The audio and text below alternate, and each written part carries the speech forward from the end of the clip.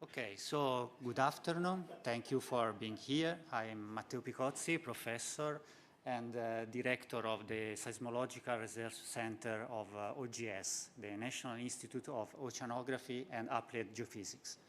I'm really glad to be here this afternoon with my esteemed colleagues from Japan and Italy to discuss about the seismic risk. And we defined this title just to give an overview of what we do in emergency situation and what we plan to do as a research to mitigate the seismic risk. So I also honored and glad that the Ambassador Vattani is here, and I invite him here on the stage to say a few words. Thank you. Grazie, thank you very much. Just a few words to welcome you to this event.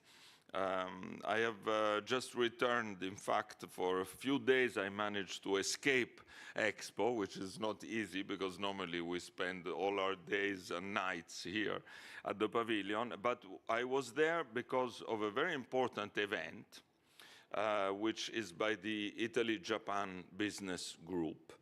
And it is, in fact, a forum which puts together the top industries in Italy and Japan. So it's all about the future. It's all about innovation. It's all about technology. It's all about industry. And this is very important to us because to have a pavilion as the one that we have now here in Osaka for 6 months, 6 months sounds sometimes like a long time, but in fact, it's quite a short time if we consider that this is a platform, a precious platform that we have here in Japan to present Italy's culture, of course, to present Italy's territories, to present Italy's high-quality products, and the made in Italy that all of us enjoy.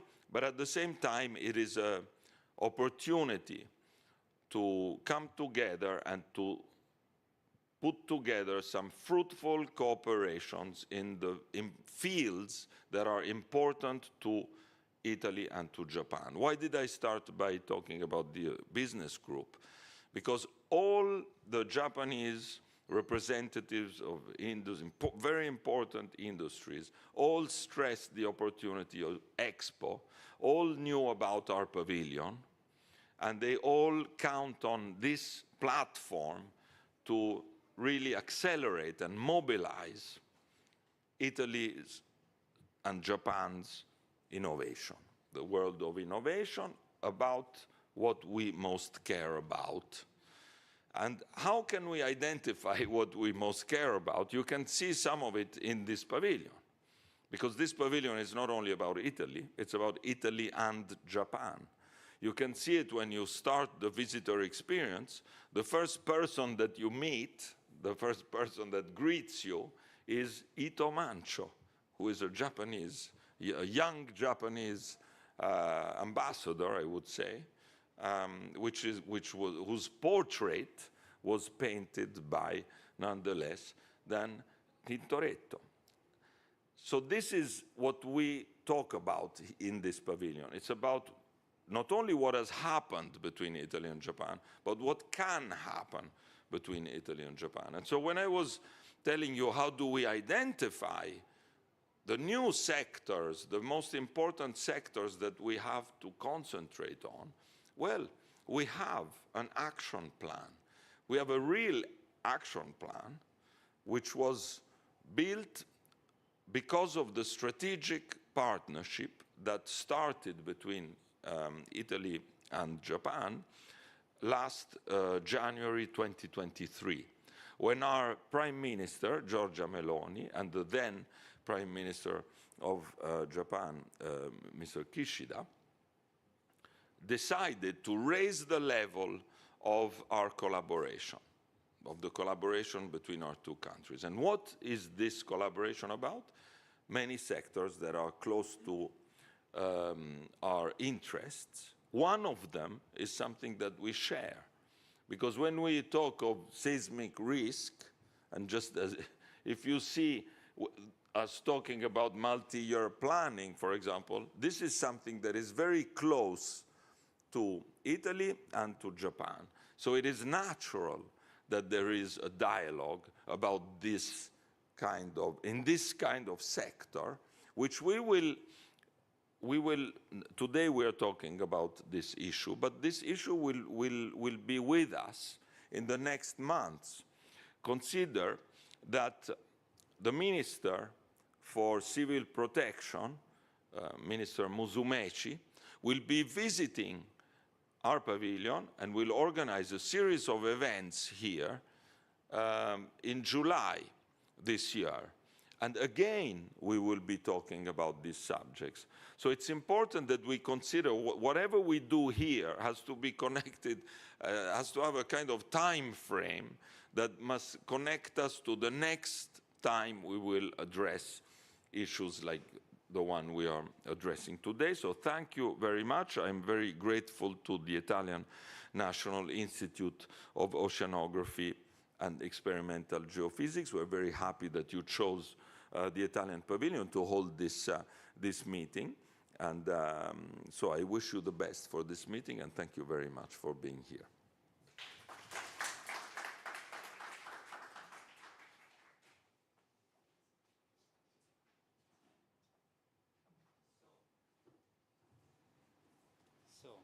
Thank you, Ambassador. So I will say that we can take here on the stage, so I invite Professor Enescu, Professor Nanjo, Professor Kato, Professor Zhuang, and Dr. Oshiba and Dr. Gentili to join us here on the stage. And we are going to give a few presentations of different topics from the Japanese point of view and the Italian point of view on this issue of seismic risk. I will be the first.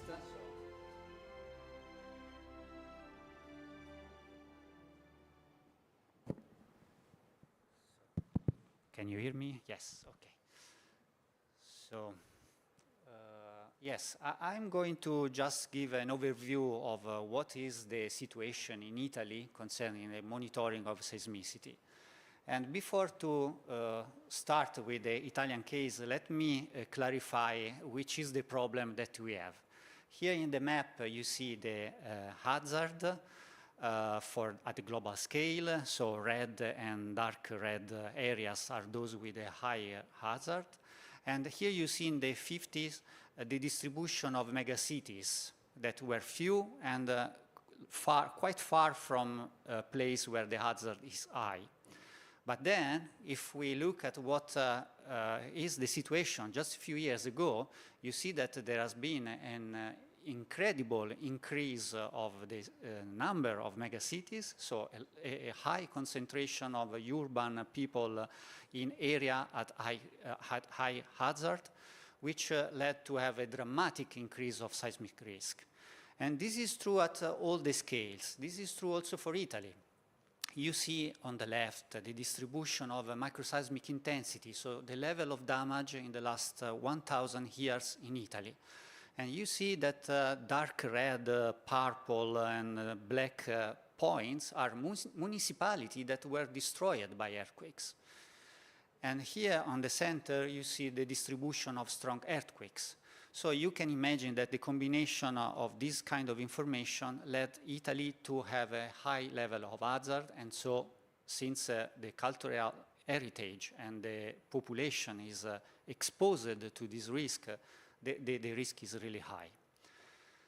Let me spend also a few words about my institution. So we are one of the 14 national public research institutes under the control of the Ministry of University and Research.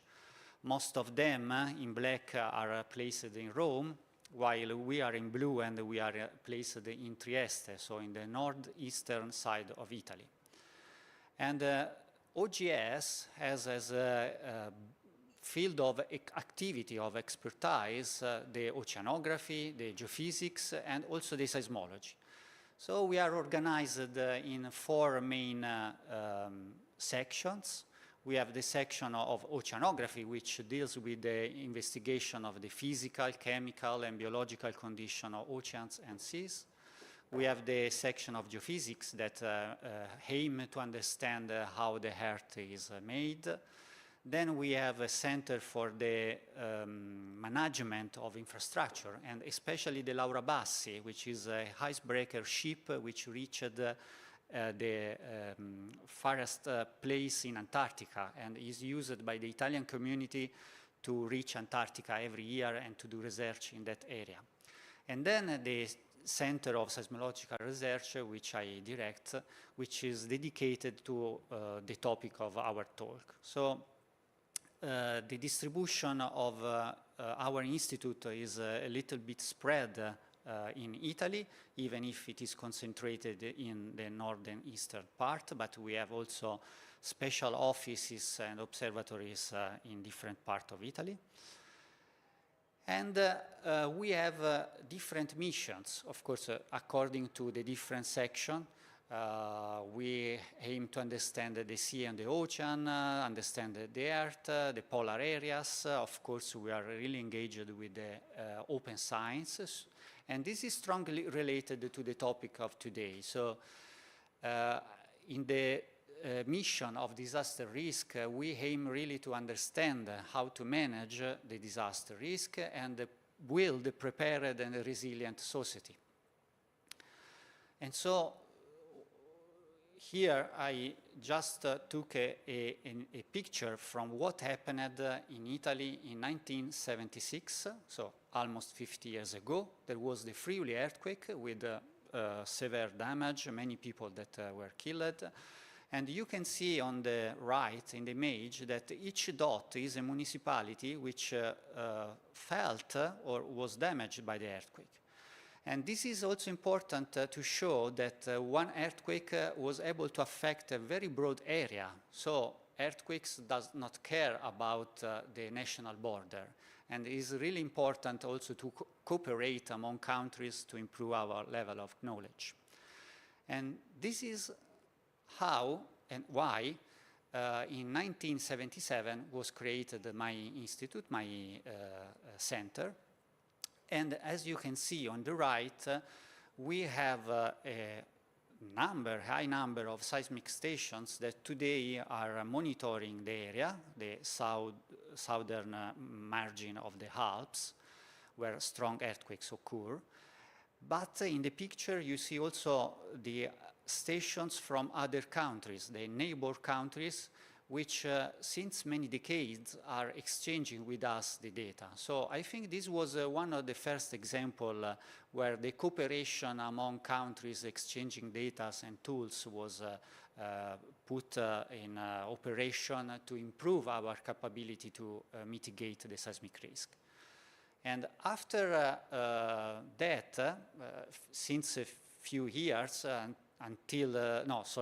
starting from the 2010, we have this European initiative, EPOS, ERIC, which includes 18 European countries defining the tools and the strategies to share the data and also to share the product almost in real time.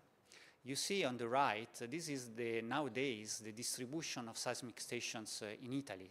We have almost 2,500 seismic stations, so a density of stations that is comparable with the Japan networks. We look at Japan always as an example to follow. No? You are our beacon for the research on this topic. And I think that now the amount of seismic station is comparable. And we have also characterized the site amplification of all these stations that can be found, this kind of information can be found at that site. So now that we have all this data and we record a lot of microseismicity, and this is something that occurs also in other countries around the world, we are able and we start to learn something more about the preparation process of large earthquakes. And there are a number of studies, I just selected a few of them, that are showing us that when we study the characteristics and the spatial-temporal evolution of small earthquakes, we can catch maybe some premonitory, precursory pattern before large earthquakes. You see here on the top the L'Aquila case in 2009 in Italy. You see here from Professor Kato the case of Kumamoto in Japan, but also the Kahramanmaraş earthquake in Turkey 2 years ago, the Chile megatrust earthquake, and the 2011 Tohoku-Oki earthquake. In almost in all these cases, we observed in a retrospective way that the small earthquakes are somehow clustering and then defining an area where the future strong earthquakes nucleate. So studying small earthquakes is something that can teach us how large earthquakes are generated. And we also developed a system, a service, which characterize not only the spatio-temporal evolution of small earthquakes, but also their characteristics. And especially we developed a strategy to, which is called the Ramones, the Ramones service, where we characterize the earthquakes in terms of seismic moment and radiated energy. And once that we calibrate a model, a scaling model between these two source parameters, we can look when new earthquakes happen, if the radiated energy is compliant with the model, or there is a deficit in energy or an excess in radiated energy. So this is a kind of proxy for the stress and for the crustal stress. And so we can see that not only the spatial and temporal evolution of seismicity for L'Aquila and between L'Aquila and Amatrice earthquake change. So here we observe that there was a migration of seismicity towards north, which is also shown here on this plot, from L'Aquila to Amatrice. But there was also a significant change in the stress, and the small earthquakes are able to provide this kind of information. So somehow studying small earthquakes can learn us something about the state of the faults before that they break. And another example is studying the ground motion anomalies. So when we characterize the evolution of the ground motion with respect to the scaling, so the distance and the magnitude, we obtain a medium model that describes this kind of a trend. But then we can have earthquakes that are able to generate some extra ground motion or some deficit of ground motion that we are able to measure.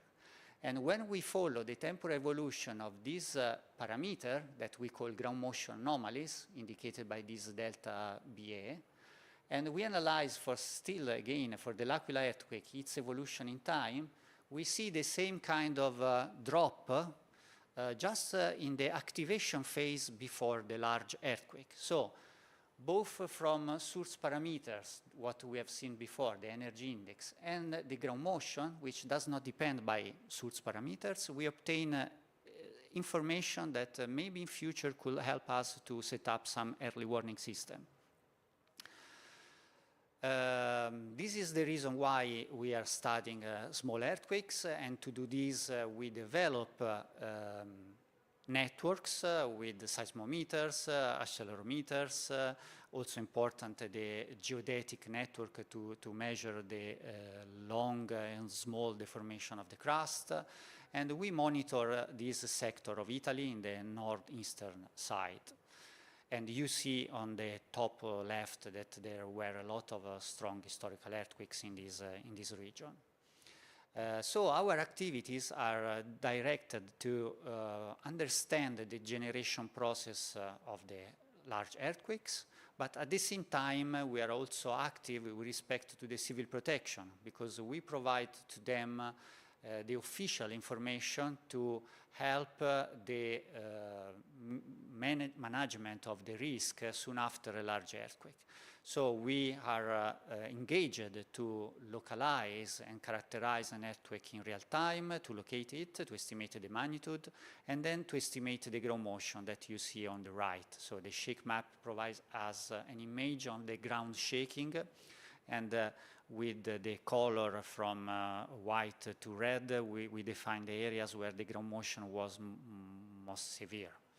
But we don't stop here, because since in the last years we have characterized for the whole region the spatial distribution of the exposure, so we characterize the buildings in each municipality in terms of floor, number of floors, age, and typology of construction, we can use this piece of information spread in the whole area to create a workflow that goes from the left, so we characterize in real time the ground motion after an earthquake. Then we combine this information with exposure and with the fragility function, which provide us the information about the potential damage of a structure given a level of ground motion. And we combine these three pieces of information in a map which provides the expected damage. And this is something that can be used by the local civil protection to improve their rescue activities, and also some estimate of the losses. And we developed a tool that is running in the civil protection control room in Friuli Venezia Giulia and in Veneto. And so after an earthquake, all the workflow that you have seen provides to the rescue teams this kind of map with the indication of which municipalities have suffered the damages, and we estimate also the level of loss. So as you have seen, we have activities that goes from the understanding the physics of the earthquakes to something that is really practical and is helpful, I hope, for the people. Besides that, we are installing cost-effective strong motion in each municipality to improve our estimation of the ground motion. So now we reached a number of 430.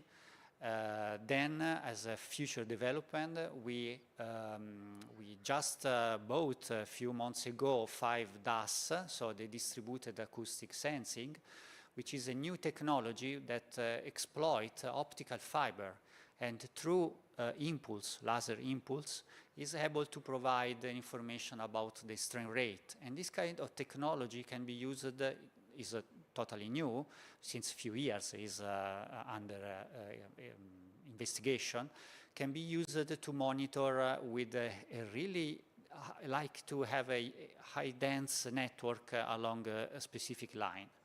And together with the region of Friuli Venezia Giulia, we decided to install this DAS to monitor the fault area where the strong earthquakes are generated, and also the basin where we want to study the site effects. Finally, and I'm going to close my presentation, we are active also with the fault-based seismic hazard. So whenever we know the mechanic of a fault, because we are better characterizing it, we want to use this information to improve our hazard estimation. And finally, we are also engaged with the use of information from the citizen. So in the right, you see the distribution of reports collected after an earthquake in Croatia. And this is the information provided by the citizen in Trieste. So this is also important because the people is, from one point of view, is the weak part of the workflow chain. But at the same time, they can become also active, providing feedback and behaving in a correct way if they know about seismic risk. And the last point is that we are also active with the trained volunteers. So people working for the civil protection that after an earthquake provide immediately us with an information about what they felt in different municipalities. So I thank you for your attention, and this was just an overview of what we do at the OGS. And now, according to our program, I think after me there is the presentation of Dr. Oshiba about the activities of JMA.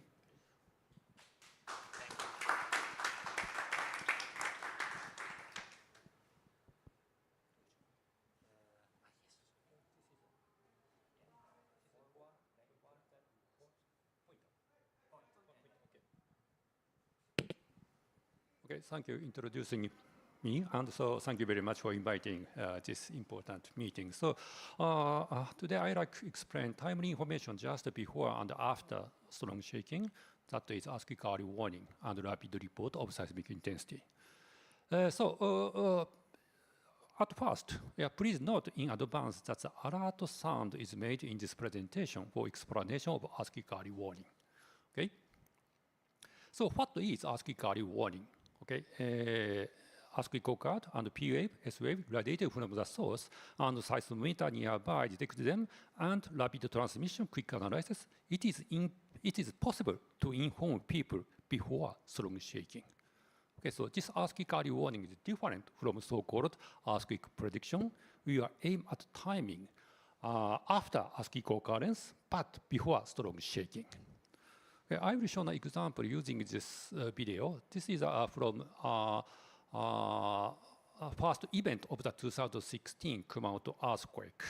Okay, I will show this is a video from NHK. NHK is a public broadcasting TV channel in Japan.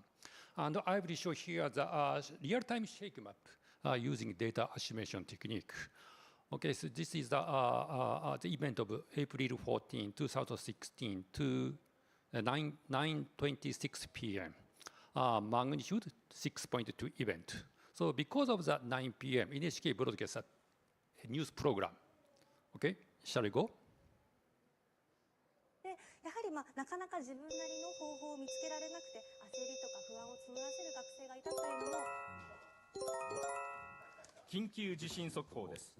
強い揺れに警戒してください。So ASCII early warning issued from JMA. And strong ground shaking is predicted, and Kumamoto, Fukuoka, Nagasaki, Miyazaki prefectures. 熊本県、福岡県、長崎県、宮崎県、山口県、愛媛県、佐賀県、大分県、鹿児島県では強い揺れに警戒してください。怪我をしないように身を守ってください。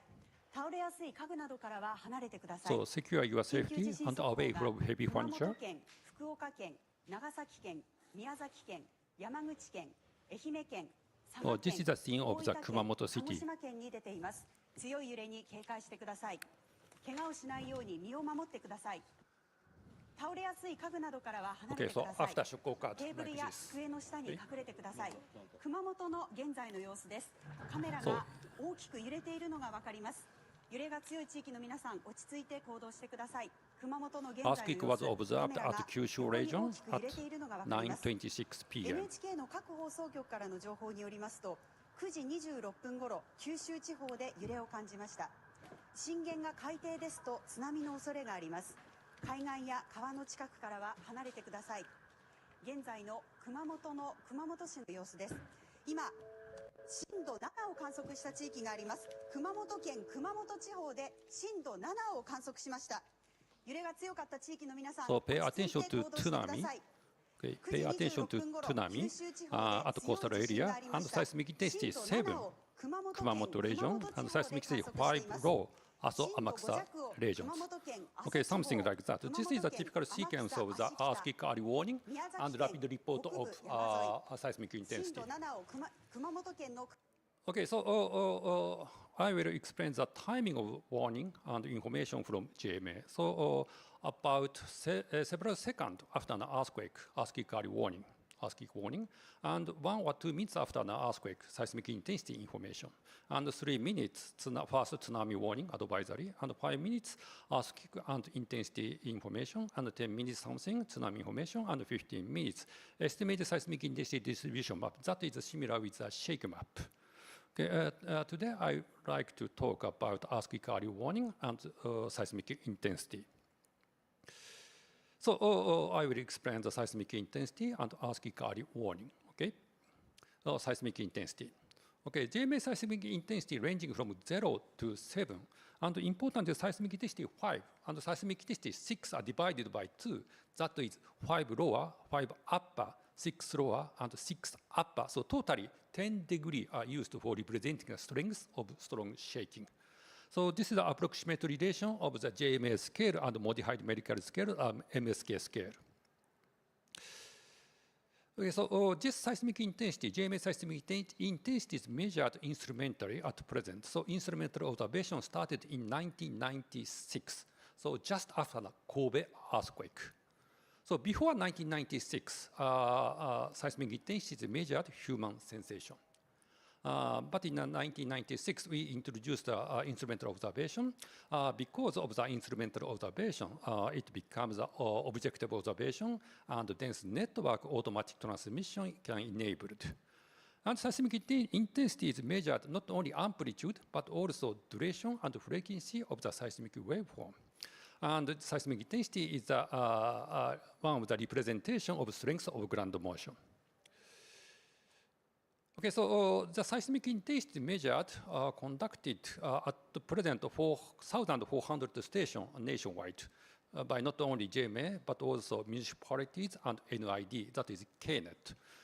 So this is around here, the Osaka region. Okay, Osaka regions, because of the Osaka is a very populated city, so the interval of the seismic intensity meter is less than 5 kilometers, so quite dense observation network. And in 1995, which means before instrumentalizations, about 150 stations. At the present, 4,400 stations, about 30 times. So why seismic intensity in addition to hypothetical and magnitude? Okay, so there are the two events.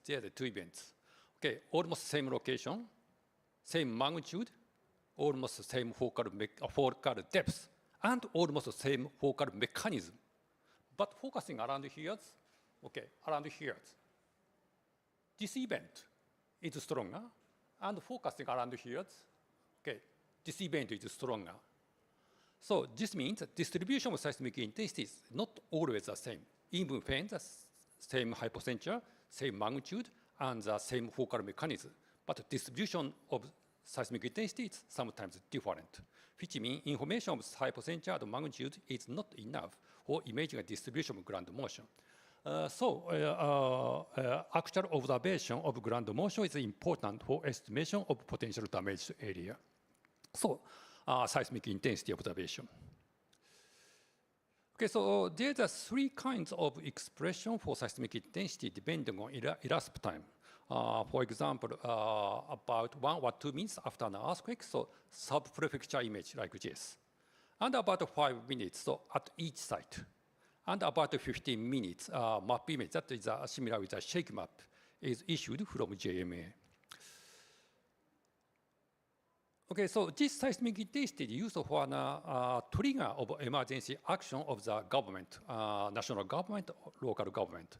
Especially when, for example, it's Prime Minister official residence, they started emergency assembly team conference when seismic intensity 6 lower or 5 upper for Tokyo metro area is actually observed.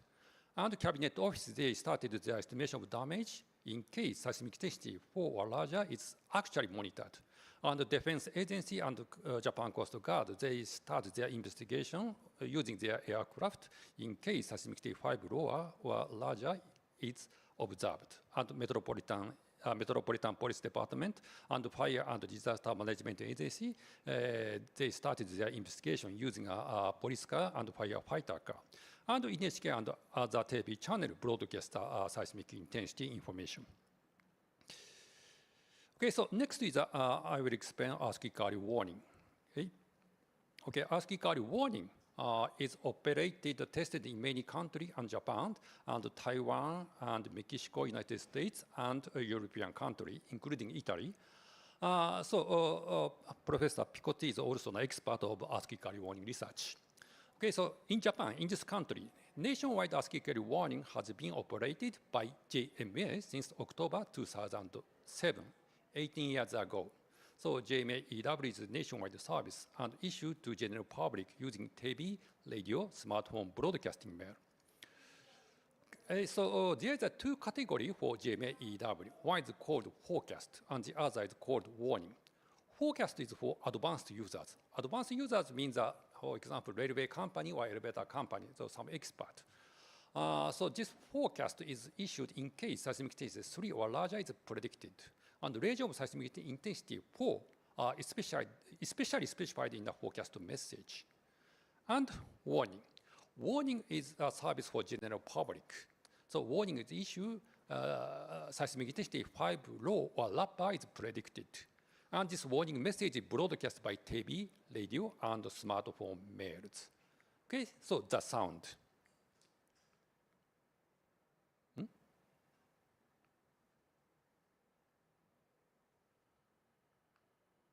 No? Oh, no sound. Okay, so I will skip the sound. So next slide, I will explain the performance of JMA-EW during the 2011 Tohoku earthquake magnitude 9 event.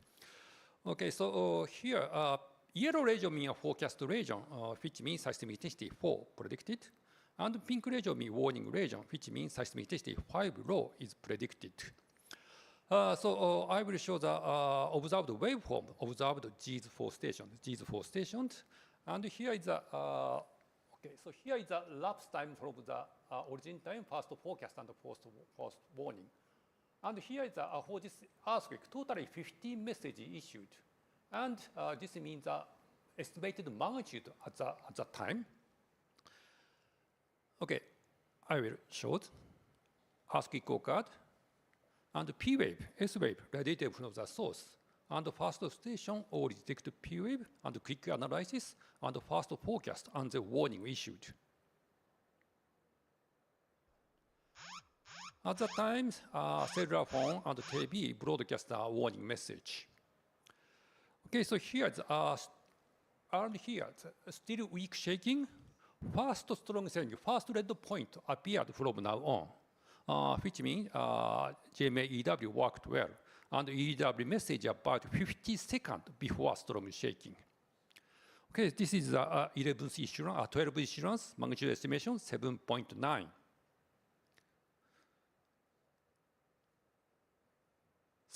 Magnitude was estimated 8.0.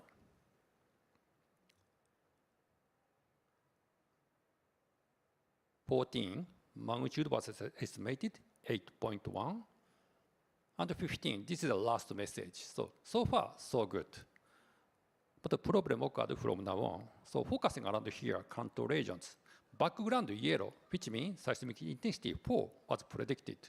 But actually, red point appeared like this. Actually, seismic intensity 6, upper 6, lower, actually observed. So around here, under predictions.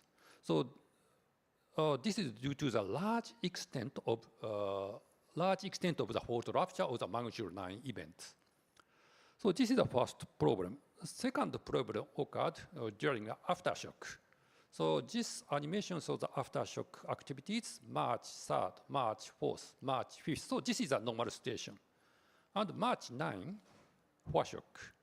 And March 11, main shock. After that, something like that. So seismic activity, aftershock activity, quite active. So sometimes multiple aftershock, 2 events or 3 events occurred simultaneously. In this case, system confused. System misinterprets the multiple small events to be a large single event, which leads to overestimation, magnitude, and then false alarm. So addressing these problems, huge extent of fault rupture and multiple simultaneous event has been an important project after the Tohoku earthquake. So addressing the problem of multiple simultaneous earthquake, IPF method was incorporated into JMA-EW in 2016. Okay, before IPF method, so using arrival time, hypercenter, that is latitude, longitude, depth, focal depth, origin time are estimated. And using the hypercenter data and amplitude, magnitude is estimated, 2-step approach. But in IPF method, amplitude data is used for hypercenter determination. So hypercenter magnitude estimated simultaneously. By doing so, we can avoid mislocation of hypercenter where amplitude is very small. Okay. So addressing the problem under projection shaking, Plum method was incorporated into GMA-EW 2018. Plum method algorithm is very simple. Monitoring surrounding station, 30 kilometers or something. Actually, strong ground motion monitored. In this case, a warning is issued. So no missed alarm, and we don't need to wait 3 seconds for magnitude estimation. So this Plum method worked well during the Hokkaido Eastern Iburi earthquake. Focal depth 37 kilometers, magnitude 6.6 events. So this is a distance and observed PGA. And this is a prediction using a GMP, ground motion prediction equation, using hypercenter magnitude. So focusing around here, so we can see systematic deviation from GMP, ground motion prediction equation. This means, so even when hypercenter the magnitude are estimated precisely, ground shaking is under-predicted. But the Plum worked well. So Plum worked well, and the Plum avoids under-prediction. And Plum method, okay. And Plum was earlier than source-based method by 3.1 seconds. Okay, so from viewpoint observation, OBS is incorporated in GMA-EW in 2019. SNet data, SNet is the ocean bottom seismometer network, 150 ocean bottom seismic network deployed by NYED. So this ocean bottom seismic network data is also used for the GMA-EW operation.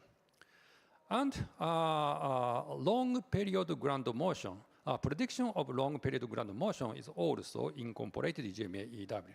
So this is an example during the Tohoku earthquake, the tall building. So this building is at Osaka, next island of Osaka city. Okay.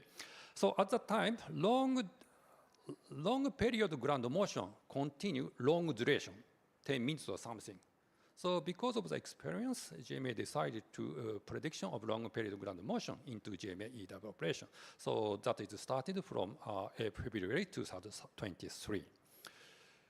Okay, so EW is a tool for securing safety just before strong shaking, and seismic intensity is an index of strong shaking. Okay, that's all. Thank you very much.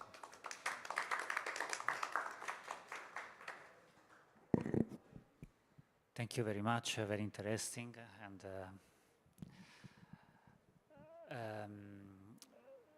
I think we can have, after all the presentation, some discussion, so we can come back with questions on your talk later. I have several questions for you, so be prepared. According to the program, now is Professor Zhuang. Yes. Okay, so he will talk about statistical seismology, point process, and Bayesian inversion. So Yes. please. Okay, thank you. Thanks for inviting me to give a talk on statistical seismology, point process, Bayesian inversion method. I'm from the Institute of Statistical Mathematics. So what's the Institute of Statistical Mathematics? So we are a research institute built quite a long time ago, 8 years ago, even before within the Second World War.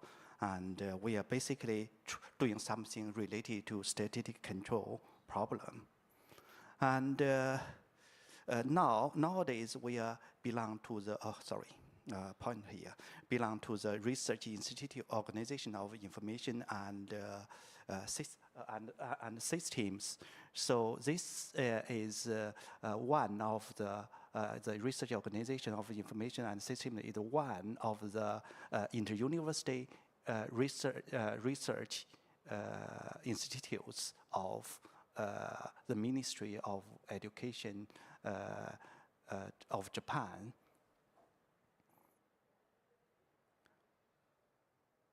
So the objective of this institute is to research on statistical theory, methodology, and their application in the real-world problems. So it's founded in 1944.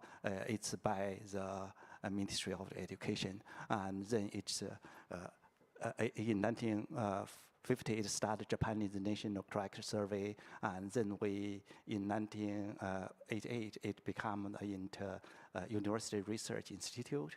And so it is inter-university research institute means it's a national research institute, but organized according to the universities. So in 1988, we joined the Graduate University for Advanced Studies, so we can teach PhD students and issue their degree certificate.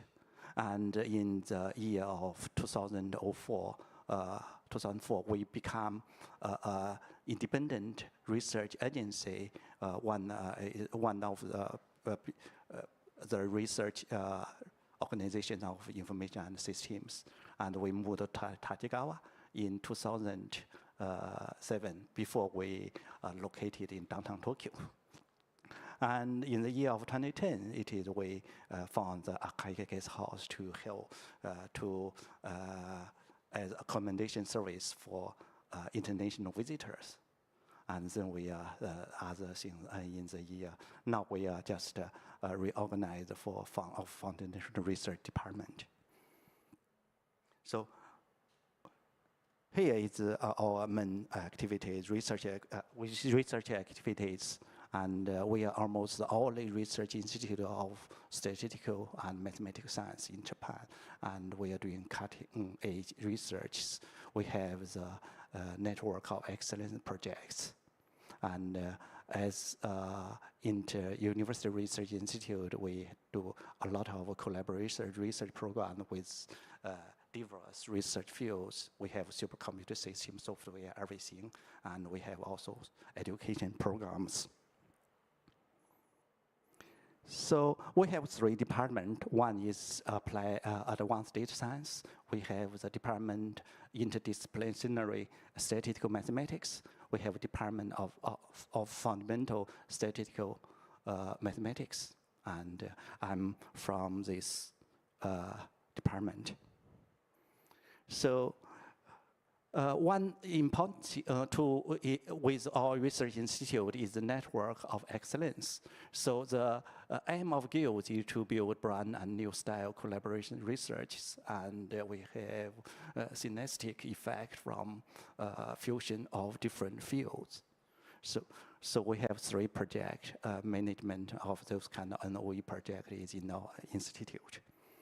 So our research analysis research center where I'm from is one of the NOE network research center. We have different projects in different applicative areas for natural hazards. So we have also some education programs joined with the Sokandai, the Graduate University for Advanced Studies. The institute has a lot of international collaborations between with different research institutes around the world. This is OGS. We have just signed the MOU 2 years ago. So we have outreach in publication. We have 4 journals, AISM, the Annual of the Institute, Statistical Mathematics. We have Tokyo 3, which is called the Proceedings of the Institute of Statistical Mathematics. And we have also some public relation journals, ISM News, and our annual report. And so come back to our research center. My research group is called Statistical Seismology. We are one of the research project one among the 7 research project, 6 research project. We are doing earthquake probability forecasting, seismic network optimization, and probability earthquake early warning. So we have those are our members. We have members within our institute, and also the guest members from around the universities around Japan. And for statistics we focus on seismicity modeling and probability forecasting. So the ETAS model, which is now used a lot as a standard model for earthquake probability forecast, for probability shaking hazard assessment, it was created by the project leader of this our the research group, Professor Yoshihiko Ogata. He's now retired, and I take over his position in charge of the research group.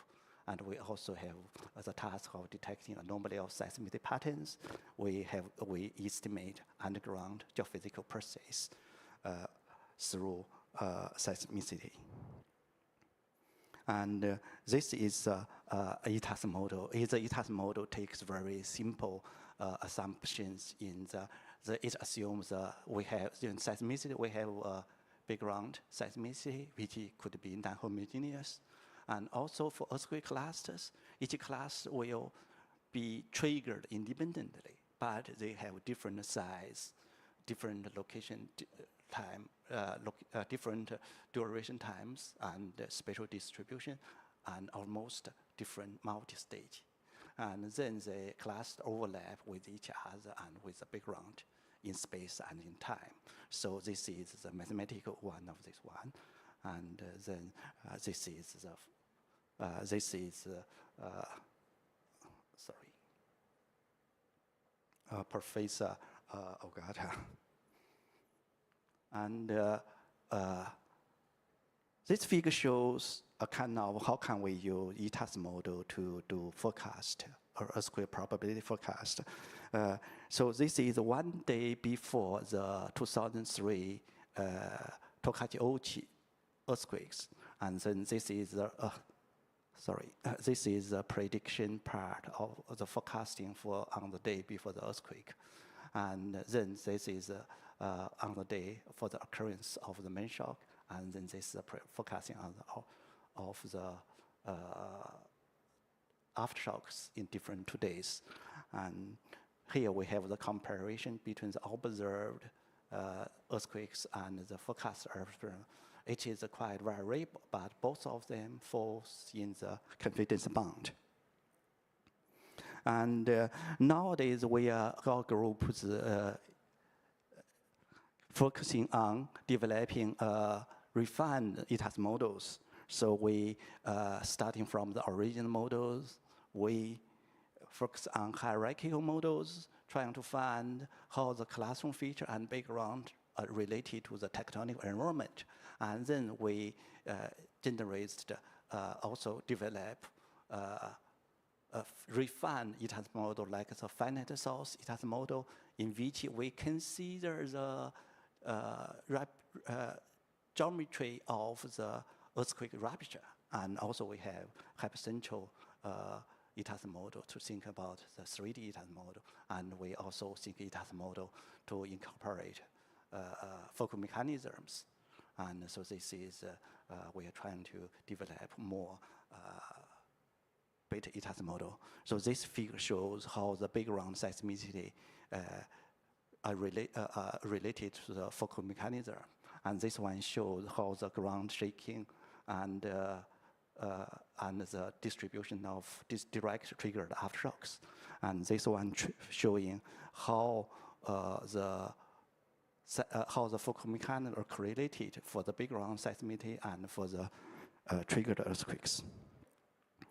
And not all the earthquakes, we also do some risk analysis for crime data, use the Hawks model, and we also do the geophysical inversion problems, which is a kind of geophysical joint project with the institutes in China earthquake administration.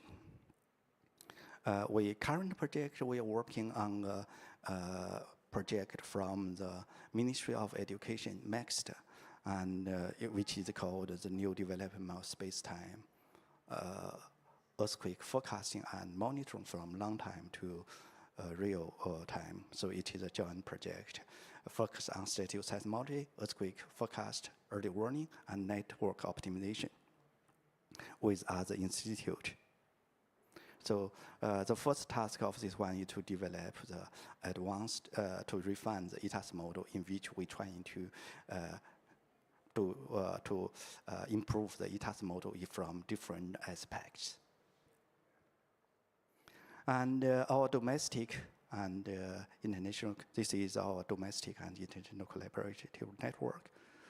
We have the domestic ones, and we have the international ones, including the ISM and OGS.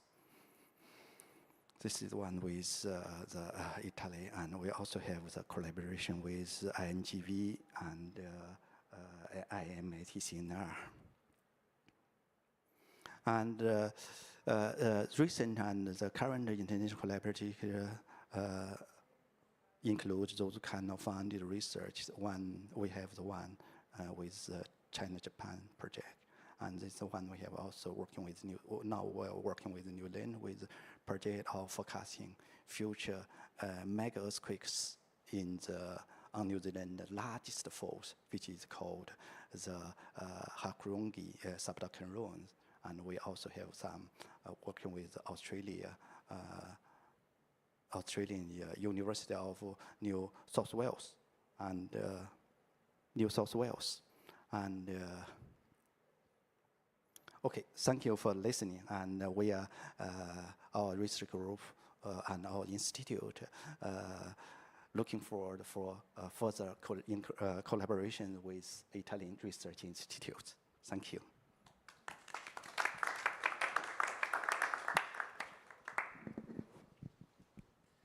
Thank you, Professor Zhang. It was really also interesting also to see that you work also on Italian earthquakes. So our community is used to focus on different areas, not only locally.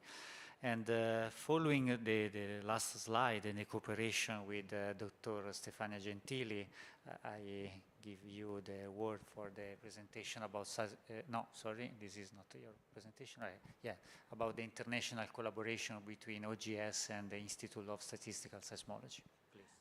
Well, thank you very much, and I will tell you something about the collaboration between us as OGS and the Institute of Statistical Mathematics.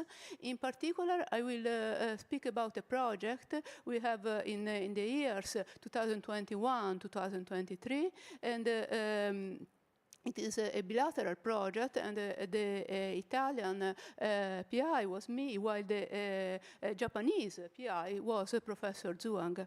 So we have already a good collaboration that continued also after the end of the project. Well, if we speak of seismic hazard, we know that earthquakes are among the most common and costly natural hazards worldwide because they cause damages to structure, infrastructure, and they have also an important human cost because people dies. Unfortunately, it is still quite difficult, also if we heard a very interesting presentation from the previous speaker, to predict the location and the magnitude of earthquake.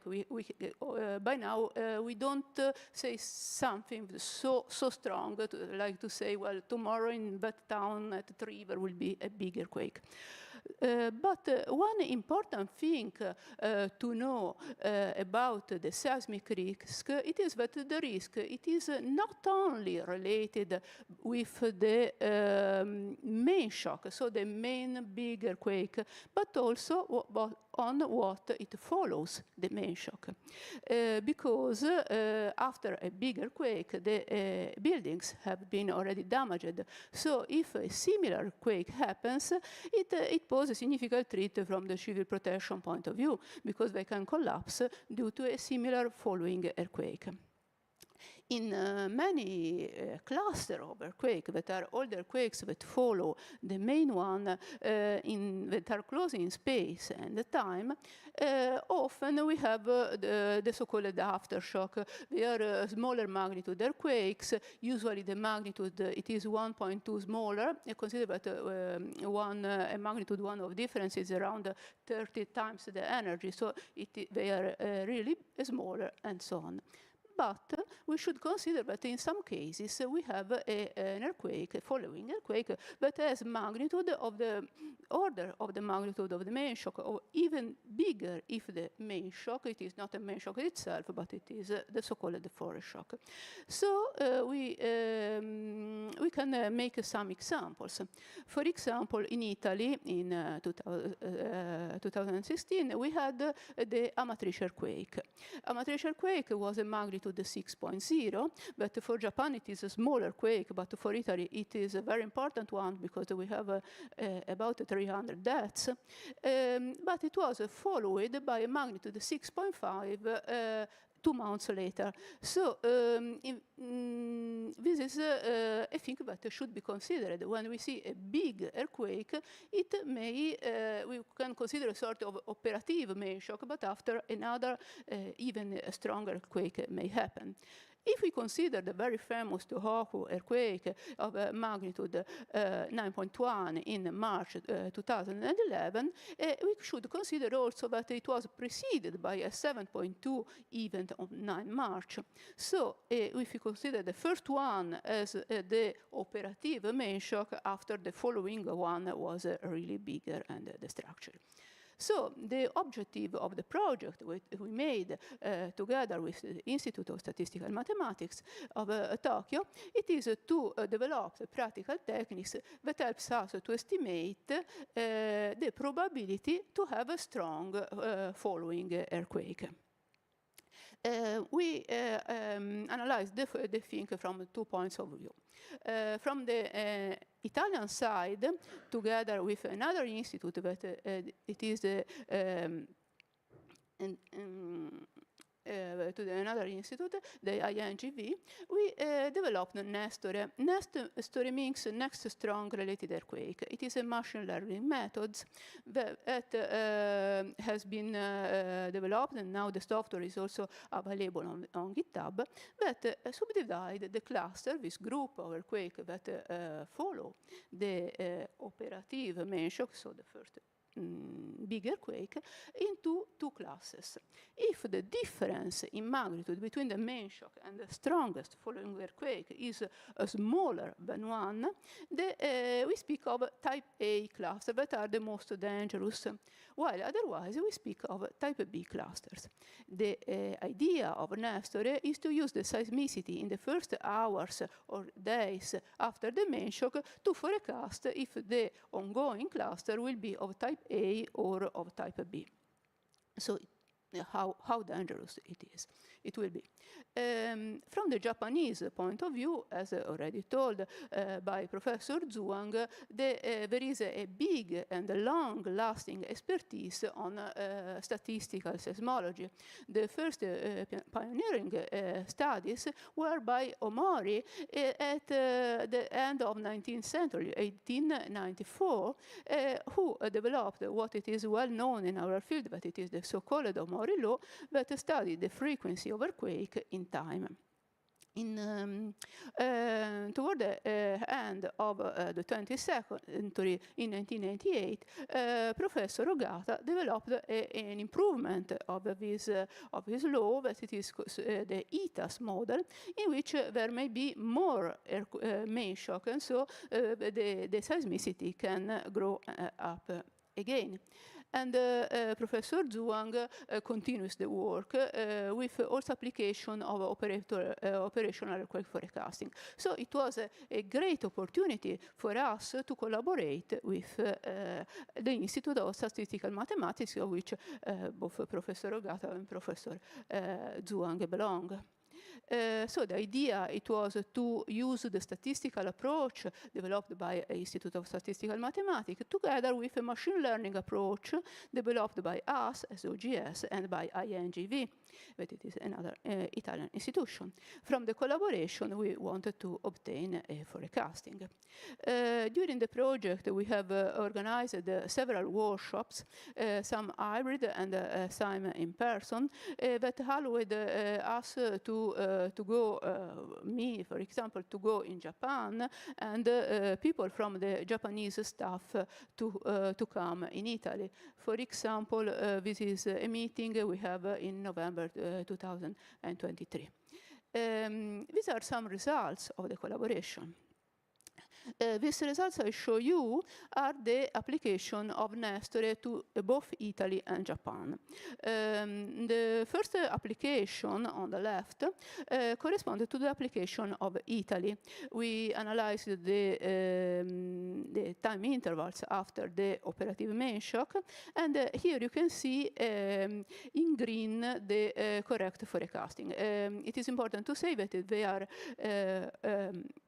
a retrospective forecasting. It means that we made after with the system that didn't know what will happen, and we compared what really have happened with the results of the system.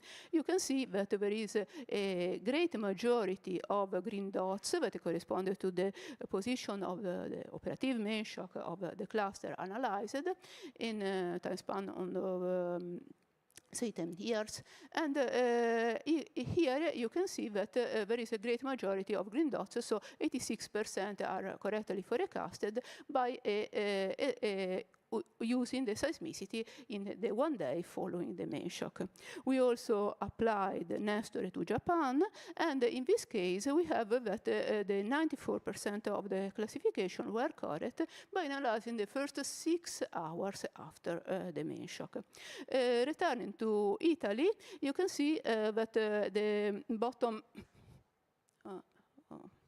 sorry, it is on the other side here, with bottom yellow dot, that forced us to study in more detail that cluster.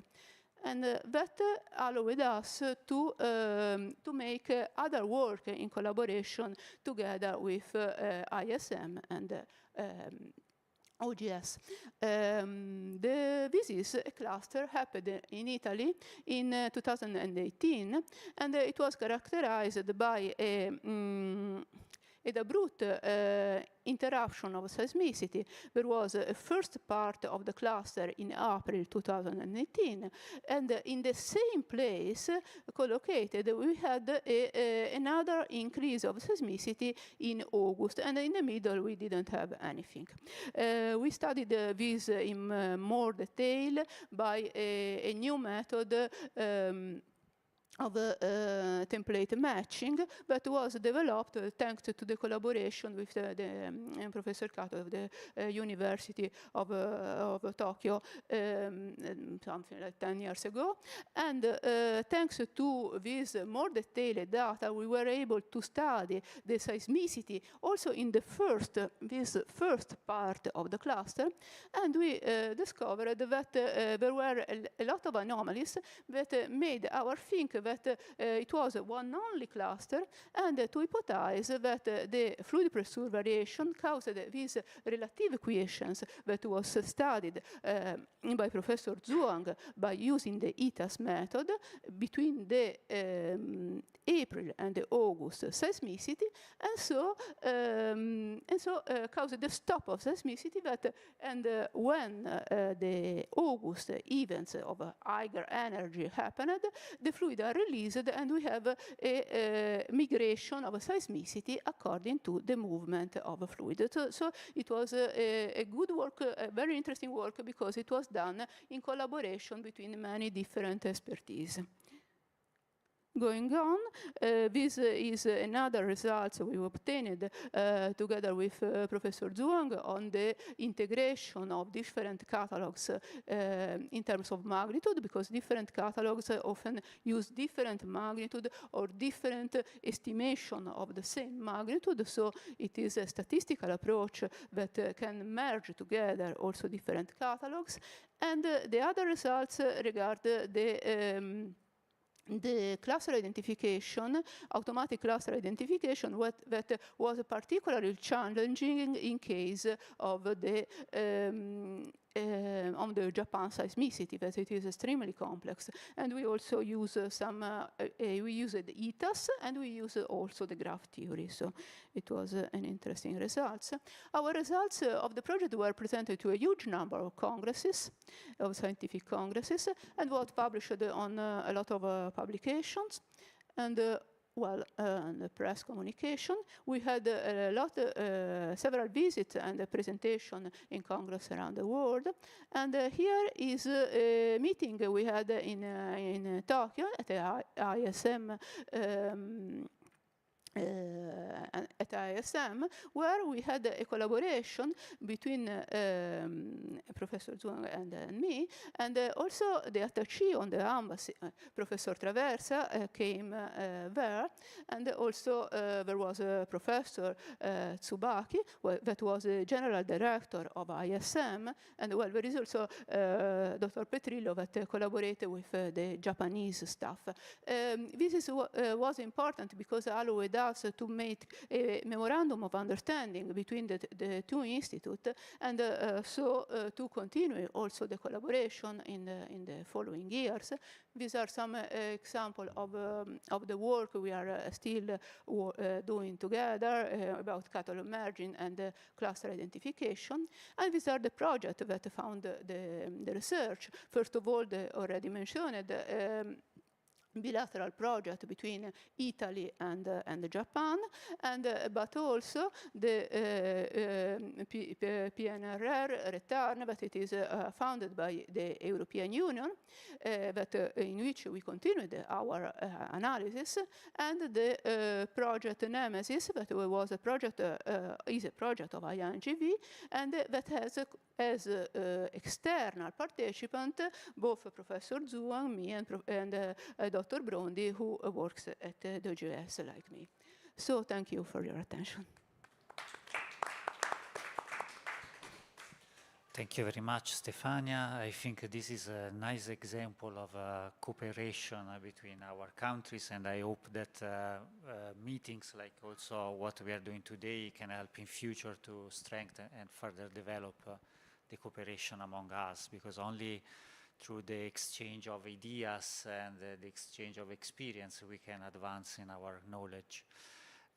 So now is the turn of Professor Kato, and he will tell us something about the long persisting seismic swarm and the subsequent nucleation of the 2024 magnitude 7.6 Noto earthquake. Thank you. Thank you very much for a great introduction, and I greatly appreciate inviting me to give here. Thank you very much. And I'm Aito Kato from the Earthquake Research Institute, the University of Tokyo. So my talk is focused on the seismic swarm activities that has occurred in the Noto Peninsula in Japan. And previous talks give us more wider perspective, but I stick to the one event. And so this is a photograph taken in the port in the Noto region. So in this earthquake occurred in 2024, January 1st. So that is a timing was a Happy New Year, and the evening of the January 1st, and it causes a significant destructive damage along the northern coast of Noto Peninsula. So this is one of the port which was uplifted during this earthquake. So you can see that this amount. So this is sorry. So this is so this is a 4 meter height. So this is sea levels before the earthquakes. Okay, so after the earthquake, so this port was uplifted. So this is my student. So he's studying. So he's less than 2 meters. So you can see that. So this uplift occurred during this 2024 magnitude 7.6 earthquakes in Noto Peninsula. So, but before this big event, with a long persisting seismic activity, so we call that is a seismic swarm activity. So Stephanie has already mentioned about such activity in Italy also. You have such a long lasting earthquake swarm associated with the big earthquakes. So it's very similar. So as so just a brief introduction, I will show you some tectonic summary in Japanese island. So we are now here in Osaka here. So along the Japanese island, the two oceanic plates is subducting. So one is the Pacific plate is subducting from east to the west side, and the other one is the Philippine Sea plate is subducting the north westward. So the Japanese island is sandwiched by the convergence of the two plates. Noto area is located here, so it is a Noto Peninsula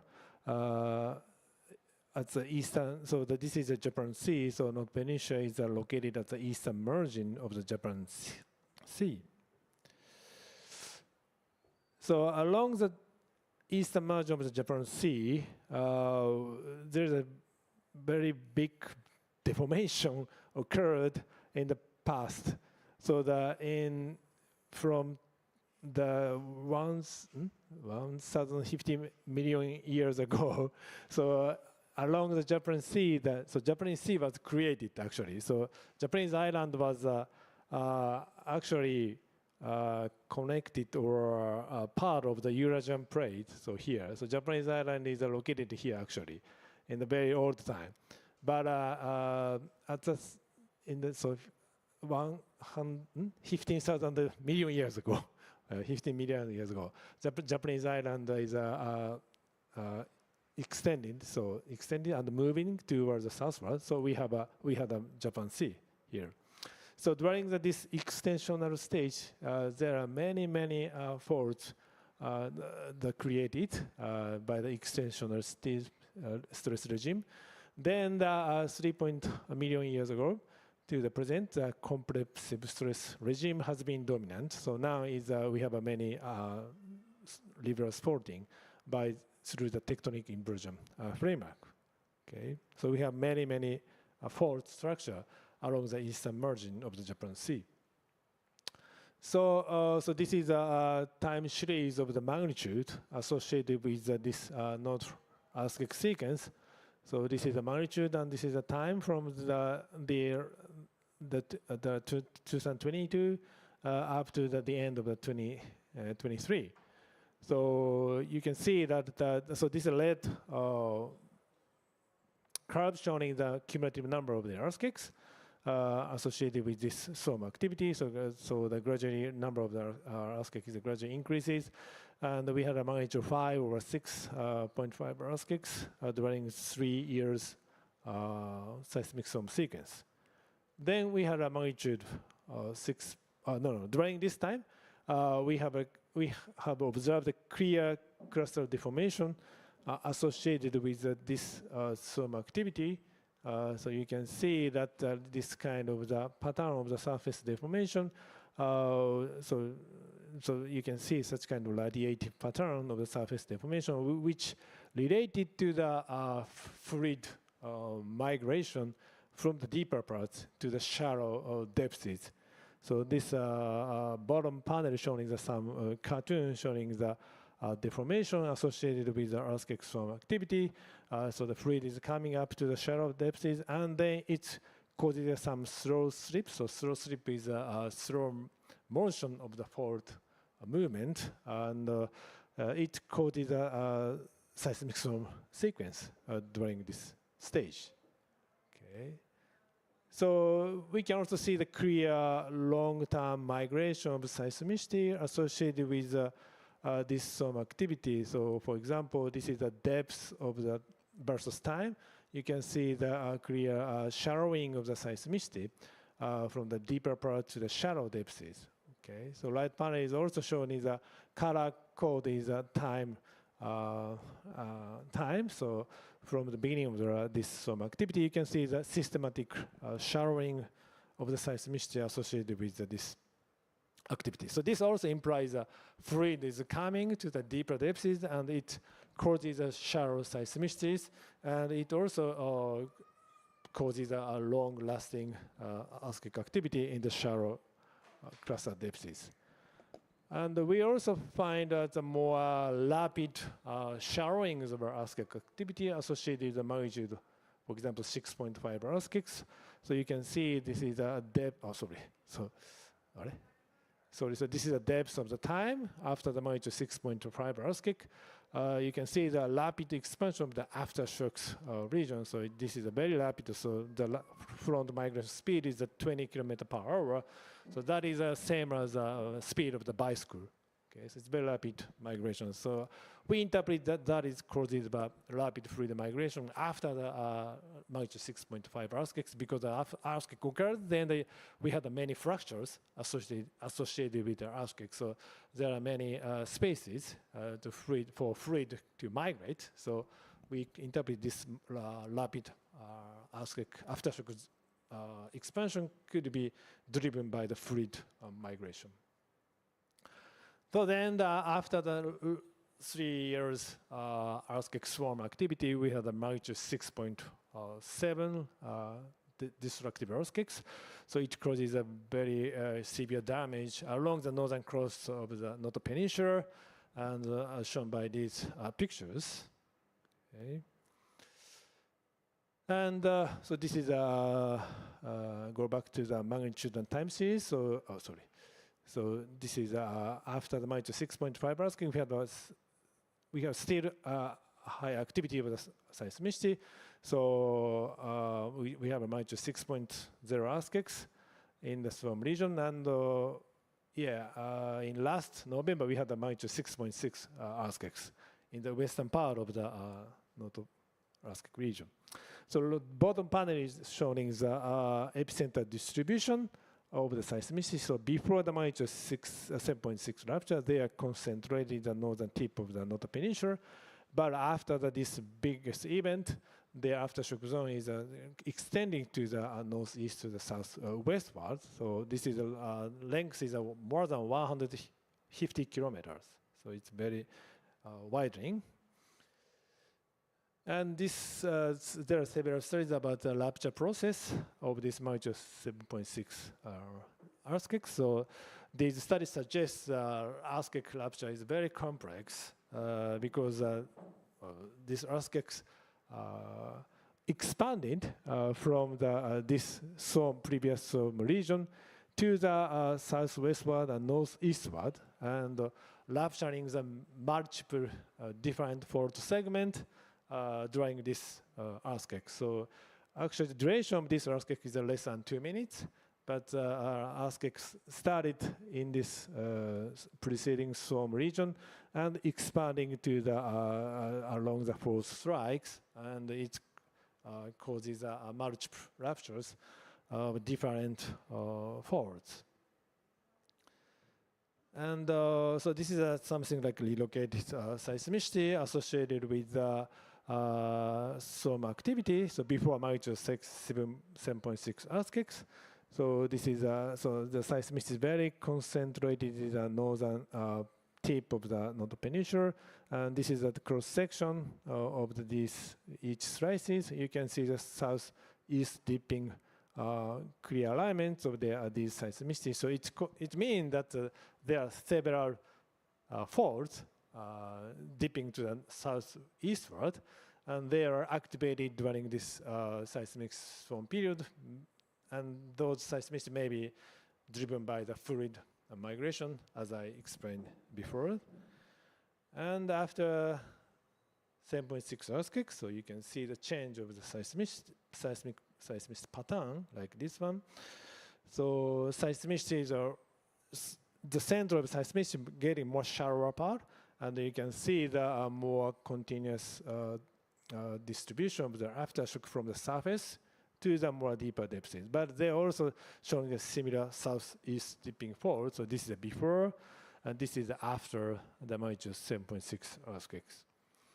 Okay, so still the southeast dipping structures are dominant, and this southeast dominant structure was created during the opening of the Japan Sea, as I mentioned before in the introduction.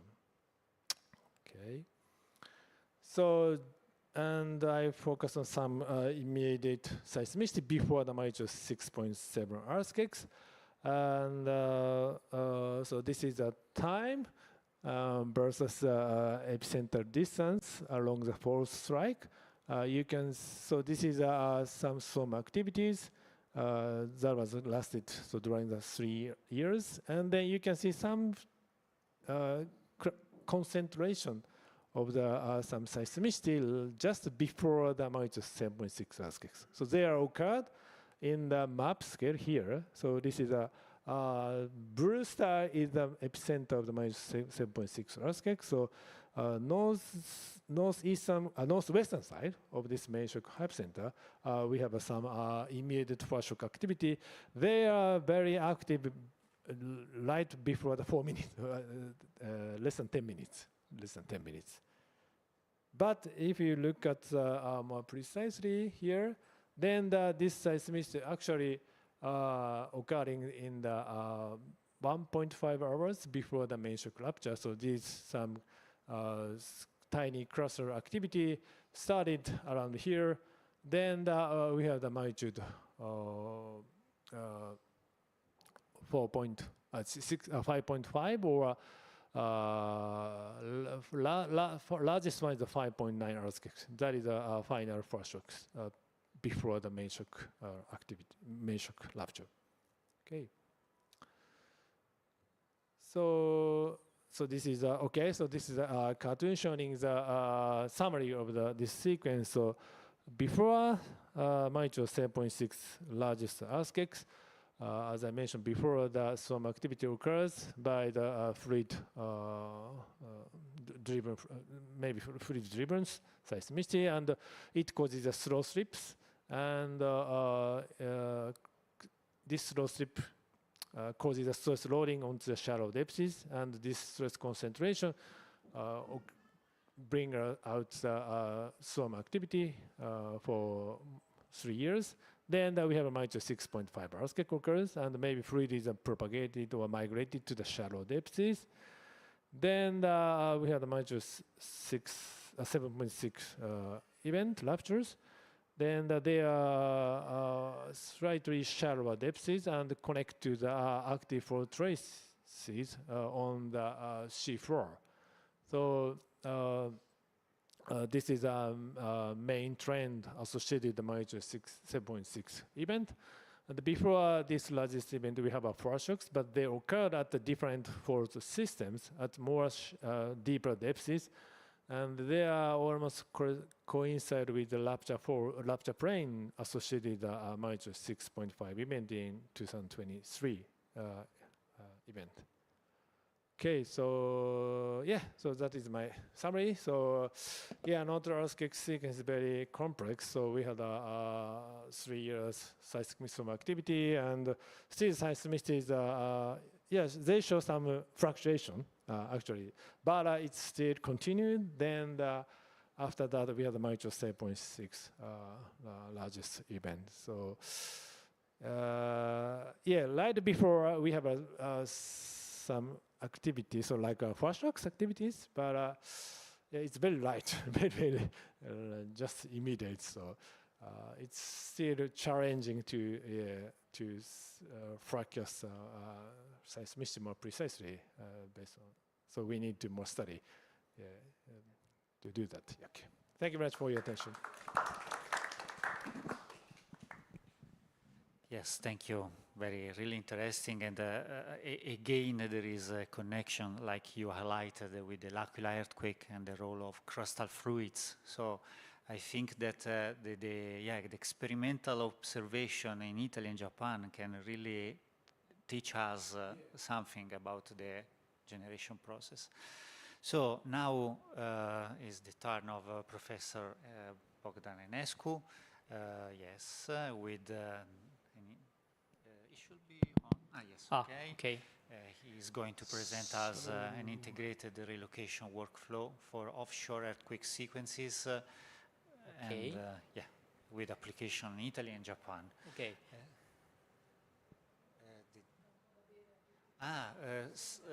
Here, if you like, there is some water. Some water, So okay. Feel free to to have. Thank you, Matteo and Stefania and everyone for organizing this event. I'm very glad to be here. I'm Bogdan Enescu from which one is the? This is the point. Yeah, I'm from the Department of Geophysics, Graduate School of Science, Kyoto University. And I will present just a few slides. I didn't prepare much. So this is an example of collaborative research we've done recently, and the research was led by one of our students who graduated recently, Lai An, from China.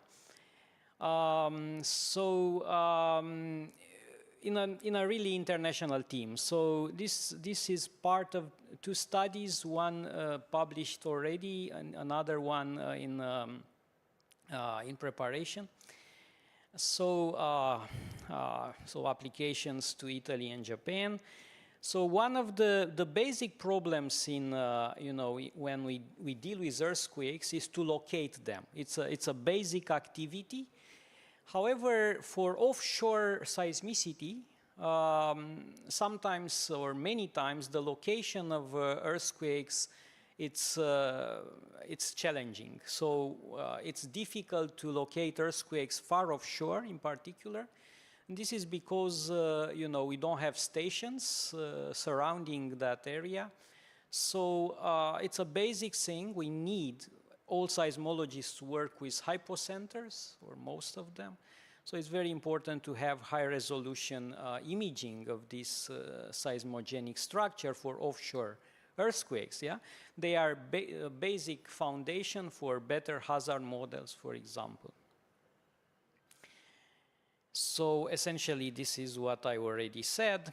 Well, we do have recently, Japan is a very good example, Italy as well, where the deployment of ocean bottom seismometers, or OBS, can improve the characterization of offshore seismic sequences, but sometimes they are noisy, are significantly costly, and they are not available everywhere, and especially they are not available for old data.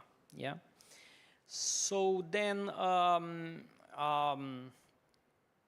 so that's why ongoing research efforts, what we actually did as well in this study, are focused on refining existing technologies and developing new solutions for detecting and locating earthquakes, in particular those that happen offshore. In order to tackle the location of earthquakes with insufficient station coverage, there are various approaches that have been proposed in the literature. Probably one of them, one of the first, that is one of by Sarr in 1991, another one by Abercrombie in 1995. However, still the network sequences, the offshore network sequences, their location remains challenging. And new methodologies, workflows, taking advantage of new developments and new big data availability are also highly demanded. So the relocation workflow that we have here proposed is essentially based on several, I think 3 or 4 different methods that were developed in previous research. And here comes the collaboration with our Italian colleagues. I'm sorry, I want to return to this first slide. So Professor Grigoli from the University of Pisa, with whom I'm collaborating frequently in the last maybe 5-10 years, and of course other colleagues from Italy and Japan. So in collaboration, we did that study. And so the method, the relocation workflow that was proposed consists in several steps. First, the workflow locates reference or master events. I will not go now into details about the full methodology. We do absolute locations using a number of 3+ stations. And we implemented a very careful depth phase analysis for earthquake depth determination. So for offshore earthquakes, for earthquakes that occur far from the shore, one challenge is to determine precisely the depths of those earthquakes. The depth is actually the most critical or less well-constrained parameter. But by doing depth phase analysis, one could really improve this depth determination. And again, it's not the purpose of this presentation, but we improved previous research. We looked at earthquake in order to discriminate between different types of depth phases. We looked at the radiation pattern and different other informations.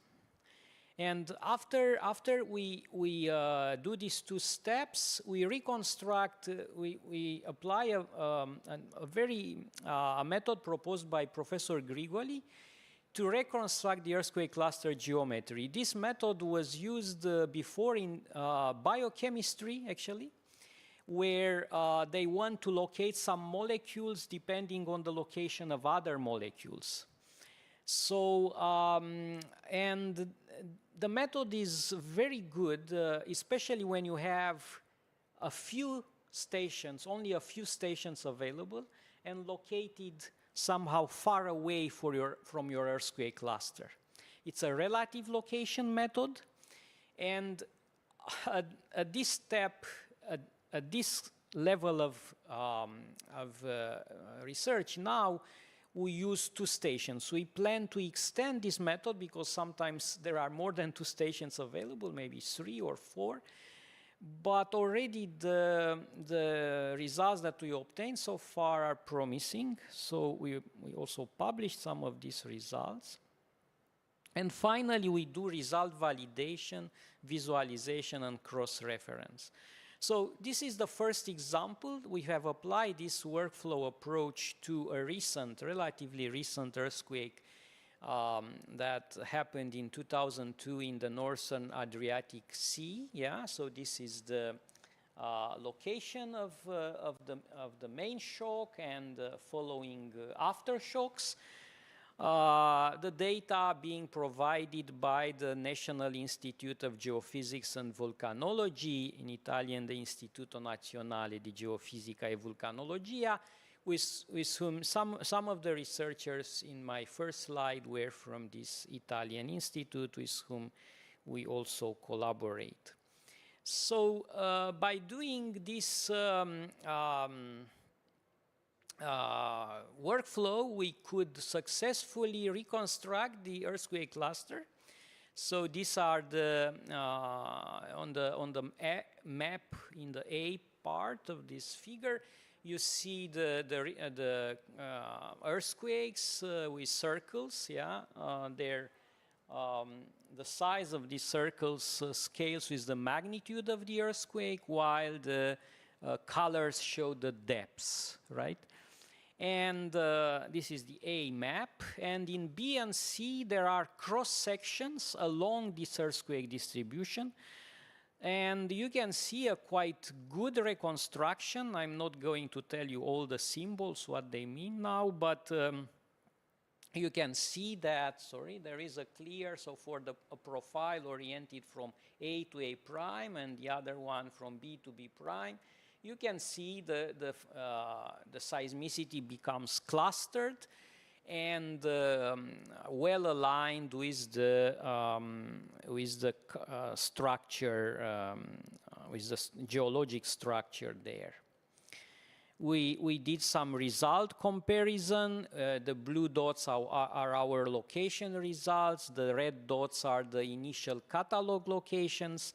And overall, our distribution aligns better, I think, especially that we use only 2 stations for the cluster for the cluster geometry. So you can see the earthquakes appeared well clustered, and they define these faulting structures over there. And well, in geophysical research, many people, including some who are here, for example, Professor Kato, we are all familiar with this HypoDD method. So you can see a comparison between HypoDD that uses much more stations, actually 55 stations, and our result that uses only 2 stations. The clusters are for different time periods, so we focused, so our result shown in the right, focuses only at the beginning of the sequence, while the Italian catalog includes a much longer period, a longer time period. So anyway, from the cross sections in the middle, sorry, AA prime and AA prime, our result, you can see that the 2 results are comparable and they are showing practically the same fault structure. So of course, the method, as we discuss and as Lai Kan-san discusses in his thesis, there are still some problems with the robustness of the method, but I believe is a very promising, approach for critical conditions when you have very few stations available and somehow your earthquakes are located offshore. And finally, we applied the same, this is our paper in preparation, we applied the same workflow to Hachijojima sequence. This is an offshore, far offshore earthquake sequence that happened in 2023. We implemented this a very careful depth phase analysis, and I'm not again showing the details, but you can see in the waveforms there are some P wave arrivals, so the phase of the P and also the SP. And we improved in such way, using depth phases, we improved the depths of the reference events. Yeah, so this was the second step of our location workflow. And again, this is a result comparison using the blue dots are our result based on reference events that are located by us and depths corrected by depth phases. The yellow dots are our result with reference events based on the GMA catalog. And finally, the red dots are the GMA catalog locations. For those who are not familiar, GMA is the Japan Meteorological Agency. Professor Hoshiba is from GMA. So using these techniques, we determine a much shallower cluster. Yeah, so you see the blue dots here are going to shallow depths, which is consistent with this volcanic, with rather shallow swarm-like cluster. Yeah, so we believe that the location function of depths, it's better constrained. Yeah, and overall, again, the cluster geometry shows similar features with the GMA catalog locations, but again, the seismicity gets shallower, and probably we have a much better defined cluster of events. So again, in conclusion, we provided a workflow that is able to have to give a first order approximation of offshore cluster geometry, only using 2 seismic stations. We applied this for a recent sequence in Adriatic in 2022, and for another one in Hachijojima. Yeah. And our results are in good agreement with the structure, with the the geologic structure and other earthquake parameters. well, despite this overall reasonable performance of our workflow, there is some variability of earthquake location solutions, especially concerning the relative location method. So now, Lai Kansan, who will be a postdoc in Hokkaido from June, probably will work to further improve this methodology. And that's all. Thank you for your attention. Just here are just one moment, because I actually this is some example of other collaborative work with Italian, Swiss, and Romanian colleagues.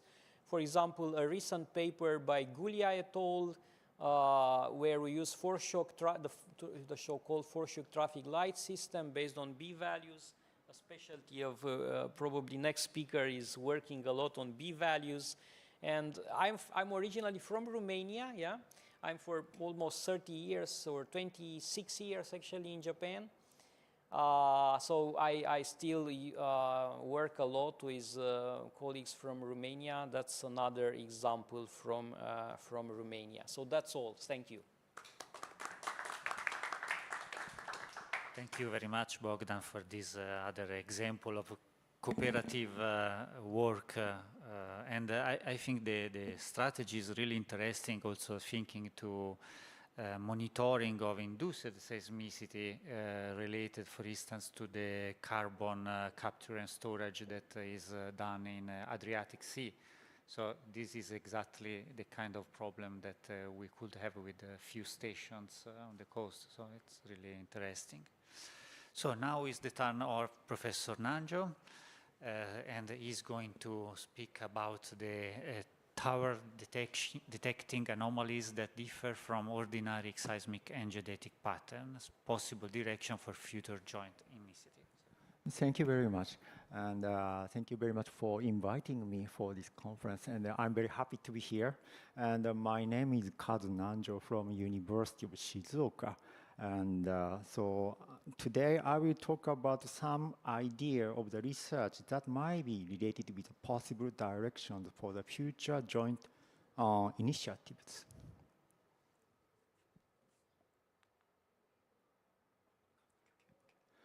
Okay, so before going into details, I briefly explain my university and myself. And my university, it's a University of Shizuoka, is located in the Shizuoka Prefecture at the center of Japan, and it takes 1 hour from Tokyo by using the Shinkansen Super Express.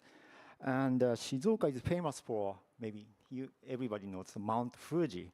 And it's the highest mountain in Japan, and 4 kilometers height above sea level. And so from my university, so we can see beautiful Mount Fuji here. And then next, I will explain myself. And my research interest is earth science, including earthquakes, volcanoes, and natural disasters. So sometimes I use computers very intensively, but sometimes I go to field survey to install some seismometers or any single instrument. So I have to do anything because my institute, my section is very small, only 2 people, so that I have to work many kinds of stuff. So actually I was suggested to give some topics related with the 3 points. And so this is a proposal from the organizer. So one is a past activity for the collaboration, but the other one, the second one is a possible direction for future joint initiatives. And the third one is the emergence trend in seismology. And I was thinking, but maybe I can give some talks related with 2 and 3. So I want to give some idea of the research for the future directions. And this might be a good point. So for the future joint collaboration, Italy and Japan. So that's why I proposed one idea. And maybe finally, so this might be important for the societies or local communities. So I want to discuss more about you Italian people.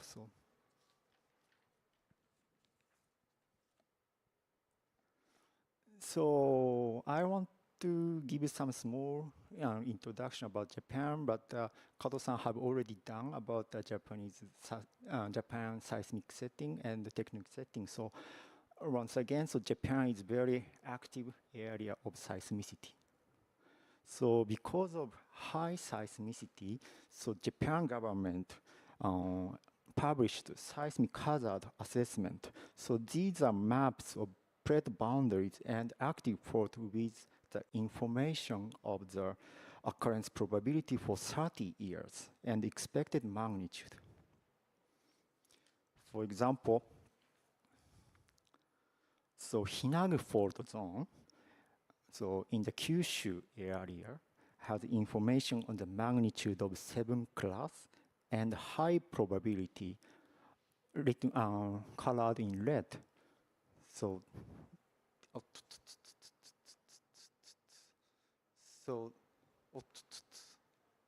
this one. So this is the Hinagu fault, and then so this is the Japanese, but this is the English one. So Hinagu fault is located here at the center of the Kyushu Island. Okay. So this information is very important for the seismic hazard assessment. However, we feel need to more about research contributing to the in-depth seismic hazard assessment because Kumamoto earthquake occurred about 10 years ago along the northern Hinagu fault zone and adjacent Futagawa fault zone. So future seismicity is a serious concern, especially for the local people and the local communities. So if science and technologies are available for detecting some anomalies that differ from the ordinary seismic patterns, this might give us some clues of possible scenarios that likely happen in future. So I will give us some brief summary of such research done by our group, especially for the Kumamoto earthquake sequence. So I briefly introduced Kumamoto earthquake, and the main shock is a magnitude of 7.3 earthquake, April 16, 2016, along the Futagawa fault. So I mean the red line.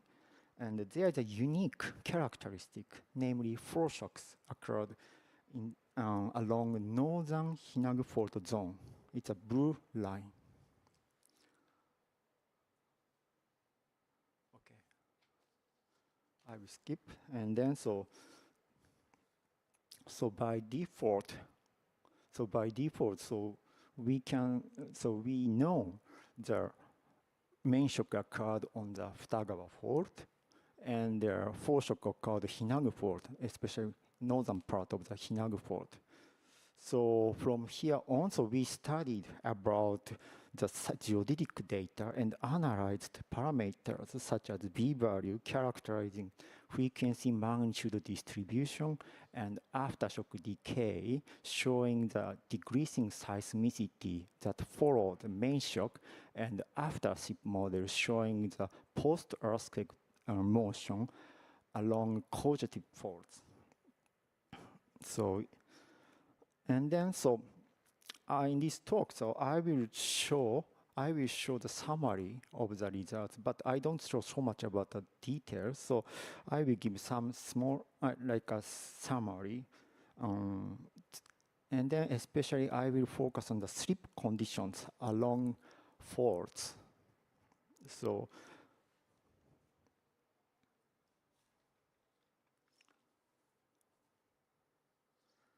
And then so our results found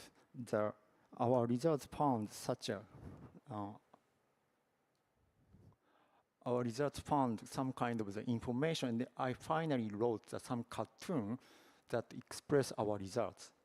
And then so first along black segments, So sleep occurs due to the after sleep. It's a slow motion along the fault zone after the main shock and for shocks. And along white segment, it's a southern part.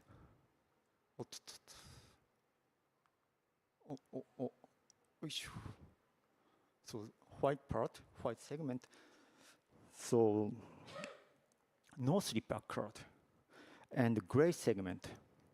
So this shows the transition between the sleep and the no sleep. So central Hinang fault zone was interpreted as a locked area where the stress is high. So to show stress was really high at central Hinang fault zone, we show one result based on the B value parameter reflecting the stress state. So low B implies the high stress. So time series shows the B value decreases after the Kumamoto earthquake, implying high stress. And we can see two colors here. So it's just a change of the boundary conditions. And we can see some similar pattern. It's a high, low B value, which means a high stress. Further, we recently conducted follow-up exam showing the B value, and we show the B value was still low.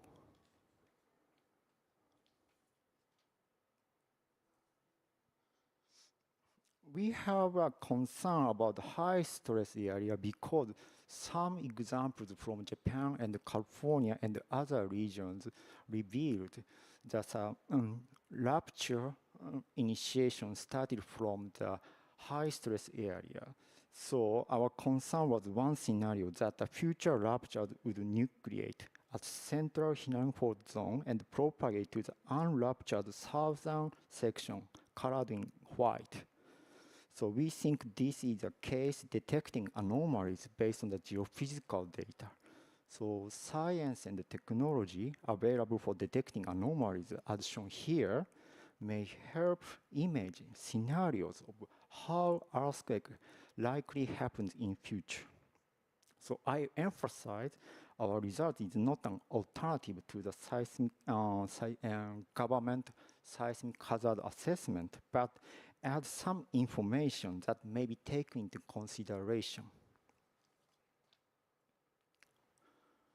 So our group thought local community and residents need to know what happened in Kumamoto and scenarios of how earthquake possibly happened in future. So I visited Kumamoto Prefecture to conduct press release. I also proposed this scenario can be used for disaster mitigation to, for example, encouraging local community and residents to reconfirm earthquake preparedness on a daily basis.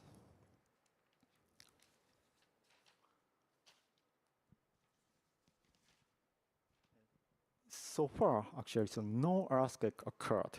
So we checked the B value again using most recent data until the end of the March of this year, and it seems B is still low at the central part of the Hinang fault.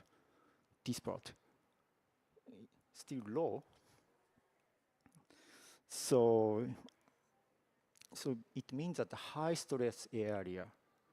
So monitoring of Hinang fault zone is important to understand how anomaly changed or remains unchanged. So once again, our study may help image possible scenarios of how earthquake possibly happened in future. So our implication is that such scenario may be basic information to help prioritize drills for emergency management. Of course, any drills are possible, assuming any scenarios, but local government and residents may prefer conducting drills for emergency management, assuming scenarios based on scholarly data like the one we discussed here. So this is the last slide. And so today I brought some idea which might be collaborate with you. And then so I think this might be good point to be considered for the emergency management or something like that. So this is all my talk. Thank you very much.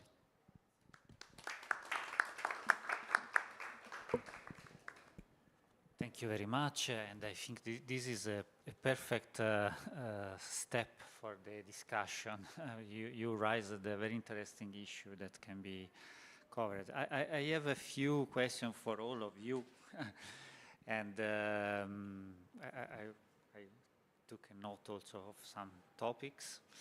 First of all, I have a question concerning a few questions concerning the early warning part. So, which is really the operative way to mitigate the risk, where you are a long-standing experience. Now, in Europe or worldwide, we are facing a new revolution, that is the revolution of artificial intelligence. And how do you think this will impact the early warning activities?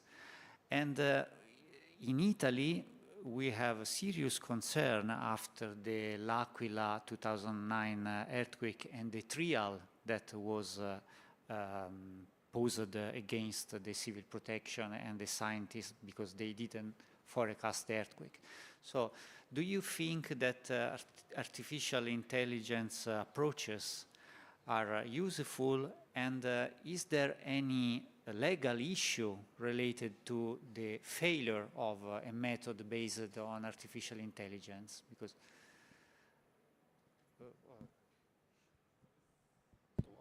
so yeah, AI is very they have a potential for improving the ASCII early warning. So one is what I'm concerned is it's a lot of earthquake is small event, so we don't have so much large event. So ASCII early warning should be effective during large earthquake. Small earthquake is no important on ASCII early warning.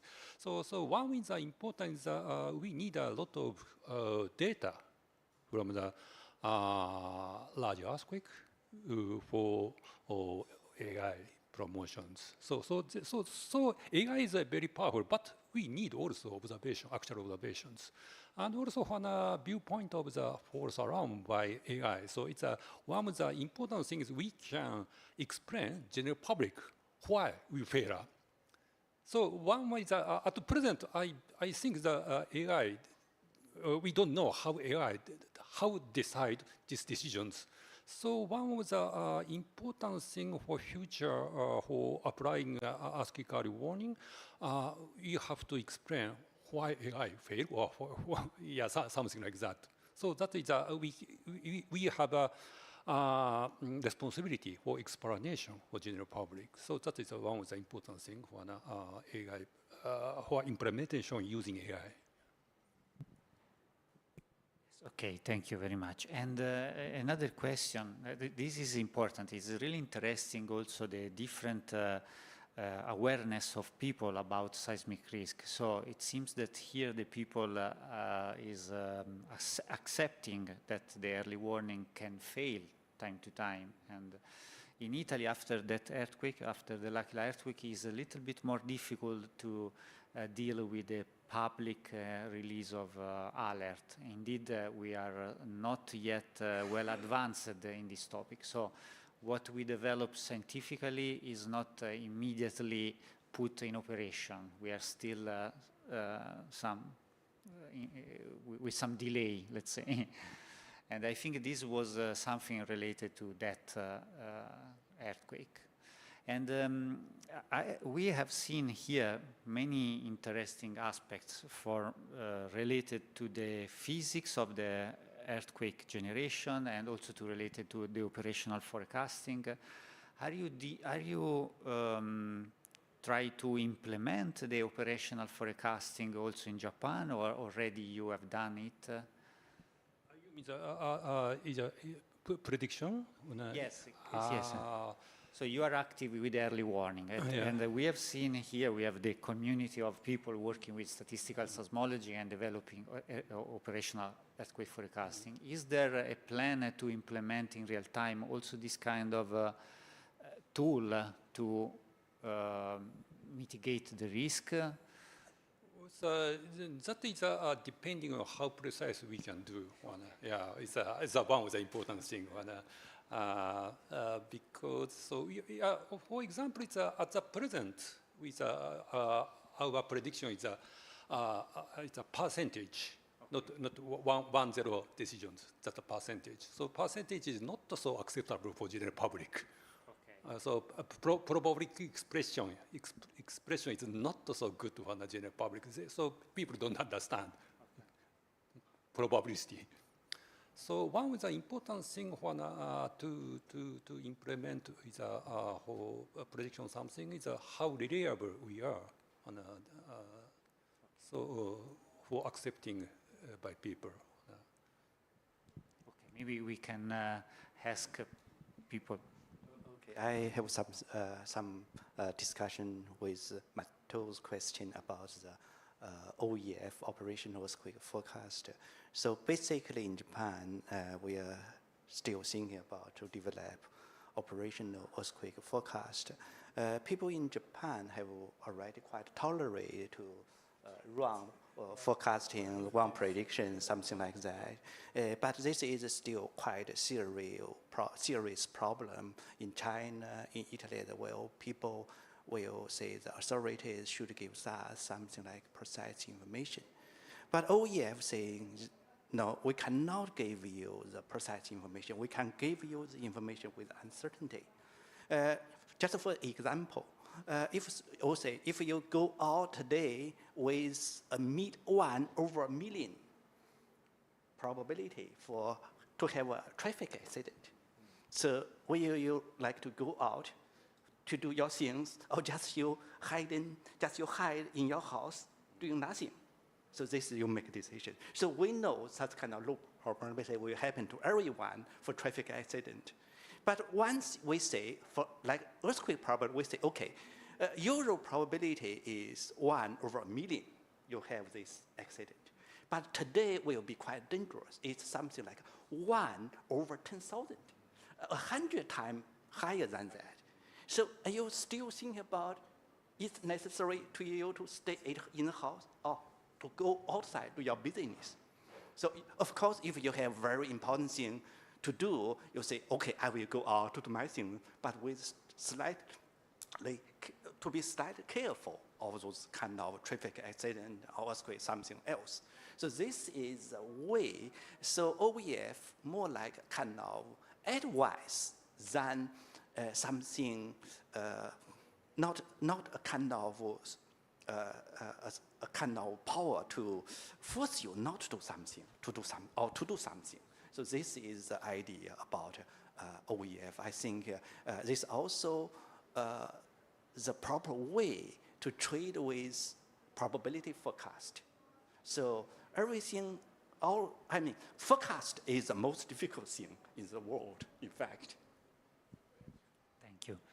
Bogdan, you also work on this topic, maybe? Yeah, so I think among earthquakes, aftershocks are probably the ones that we know well that, after a large earthquake, a main shock, they decay in a certain way. And probabilistic models for aftershocks are well developed.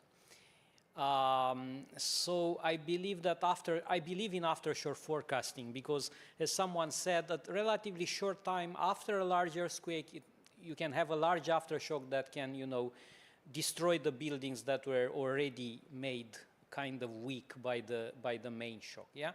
But again, there is a question that I cannot decide. I'm not here to decide, but I don't know whether, informing the public about that would be really useful or not. Somehow, on one side, I think it is useful, but it also depends on every person in part, whether, maybe you are scared a lot about, you know, such a forecast. And if you hear many times a forecast, you are not going to be happy about that, you know. It's not a certainty. You don't have a certainty. So dealing with these things is very delicate. So this is about aftershocks. Now about just regular seismicity, it's much more difficult. There are systems in use based on B values, for example, that Nanjo-san, Professor Nanjo described previously. There are systems in use, and they are actually working in real time or quasi-real time. There is such a system developed by Italian colleagues, by ETH colleagues, where we also participate. And it shows some interesting results, but I believe they are more interesting still for the scientific community than for the public. So how this will move to the public and in what way it can be useful for the public, it's an open subject, I believe. But gradually, I think, you know, more and more we will introduce, and probably GMA might introduce one day in the future, this kind of forecasting if it becomes more reliable.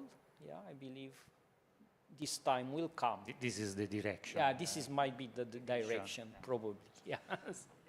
I think that in Italy, where we have the same kind of problem,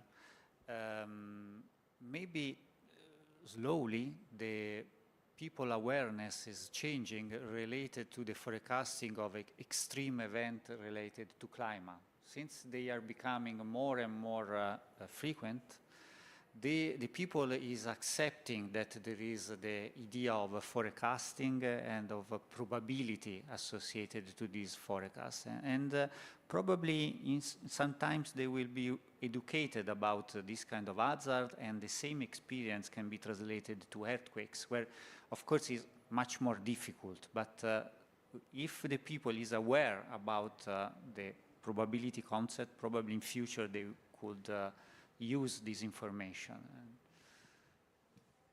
Yeah, from the education of people, when, just before an introduction of the earthquake early warning by GMA, so GMA conducted a quite big campaign for education of people.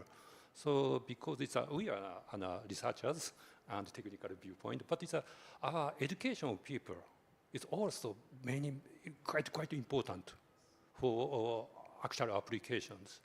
So yeah, we are researchers, so we can usually discuss with a seismological viewpoint.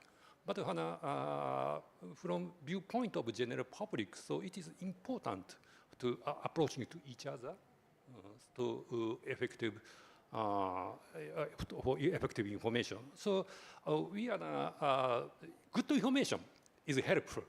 We believe it, but people don't understand it. No meaning. So that's for the education of the people is very important in addition to technology development. I totally agree. Yeah, I agree. Yeah, education is very important. So, but yeah, in terms of earthquake forecasting, yeah, as you mentioned, that yeah, we have a very large uncertainties for the forecasting. So, yeah, Bogdan said for us, aftershocks forecasting is more easier, but it depends on the case. So, yeah, it depends on the case, I think so. But so we need to still study.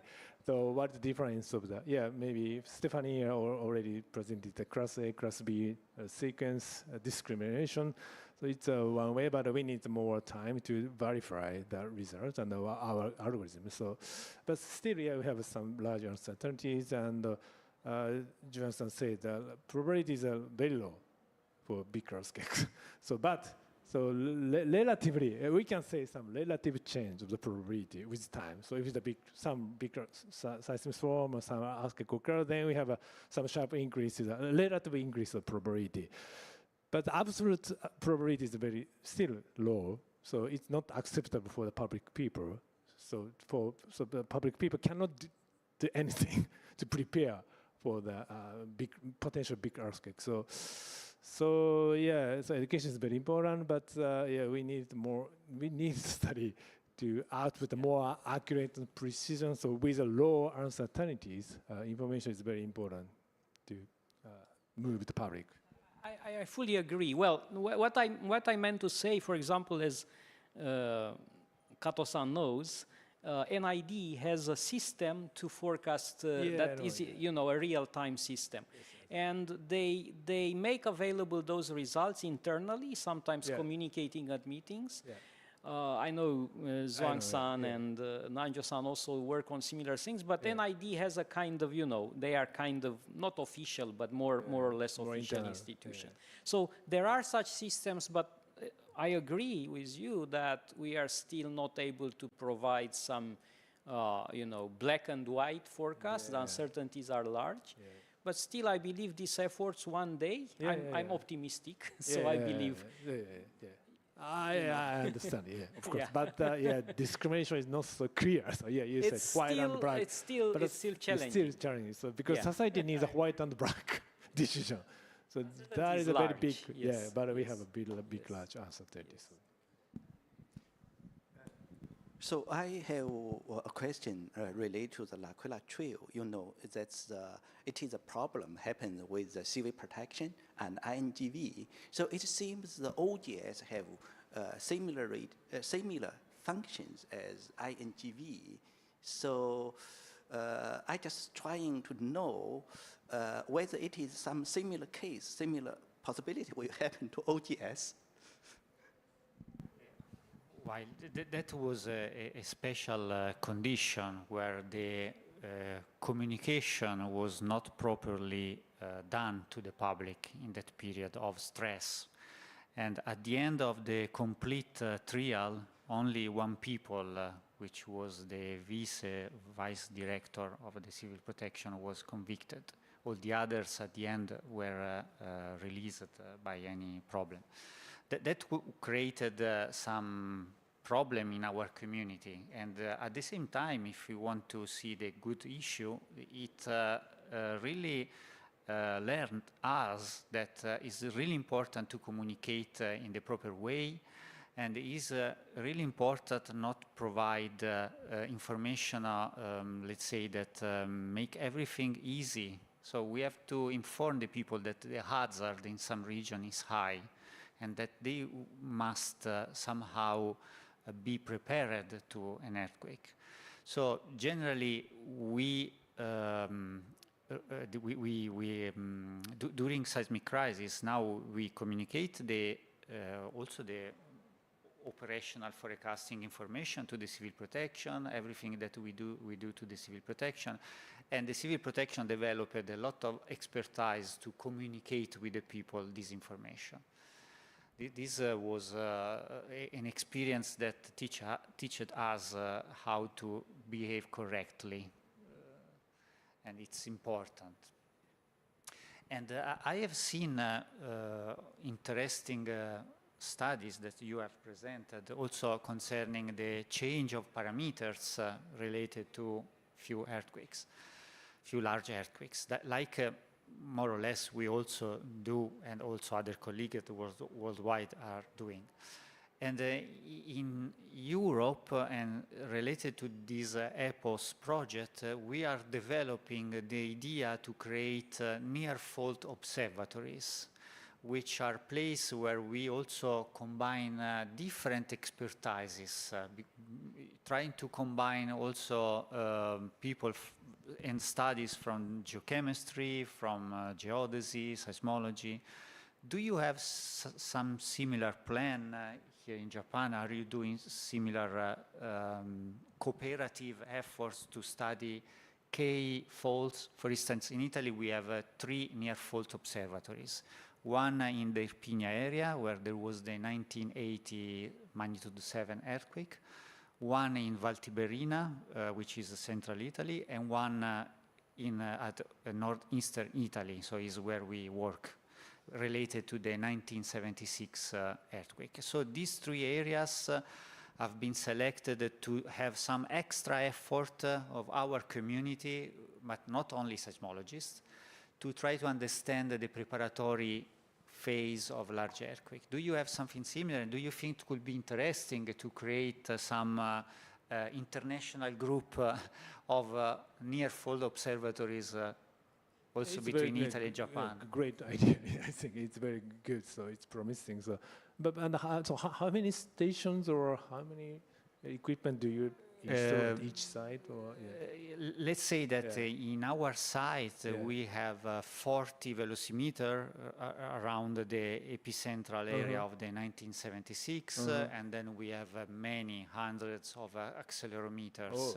in the regions. But for studying the microseismicity, we use just a few tens of velocimeters, which are enough for the detection of low magnitude earthquakes and their location.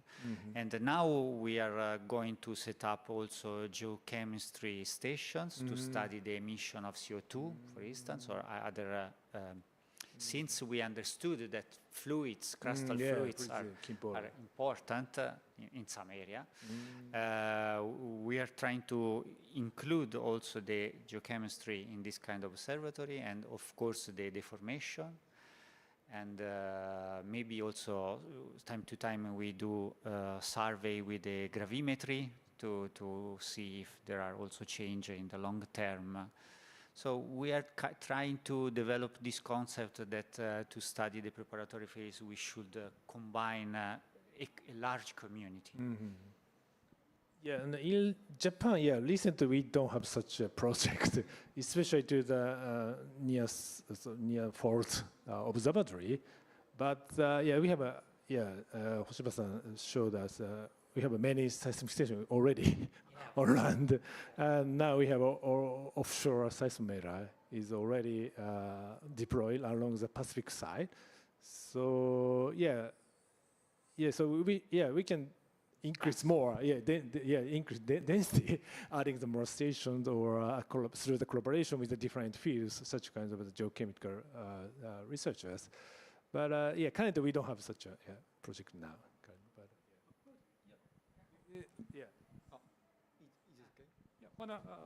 About 20 years ago, Itoigawa Shizuoka lines, there's some project.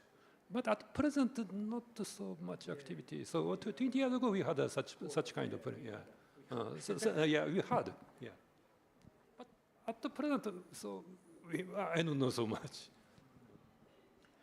So I have one topic related with this, because recently, our group started monitoring of the southern Alps in the Shizuoka prefecture, in the northern part of Shizuoka, because this area is very important because Maglev Shinkansen, so it's a very, very fast Shinkansen, will go through the southern Alps, and then Shinkansen need to tunnel under the southern Alps.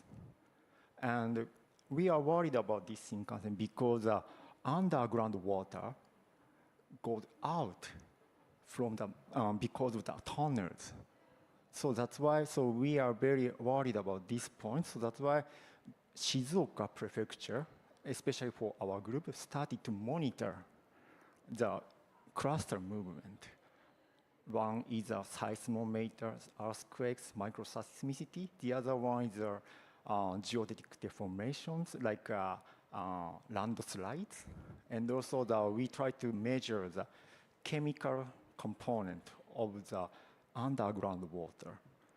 And also we want to collaborate with biological people because we want to know the biological some stuff within the water, because we are very worried about the change before and after the digging hot tunnel. So that's why we have to know, we have to monitor before the starting of the digging fault.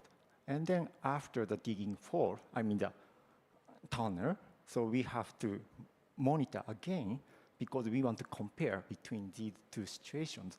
So now we are now collaborating with several people, like geophysics, like me, and the geochemistry, and also geology, and also I want to include the biological people.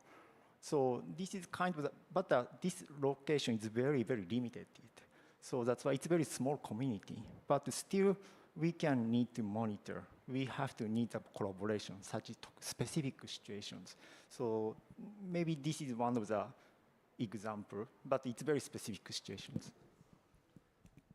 Yeah, but the idea of these near-fault observatories, so you have seen that in Italy we have also a large number of seismic stations. So the general monitoring is excellent.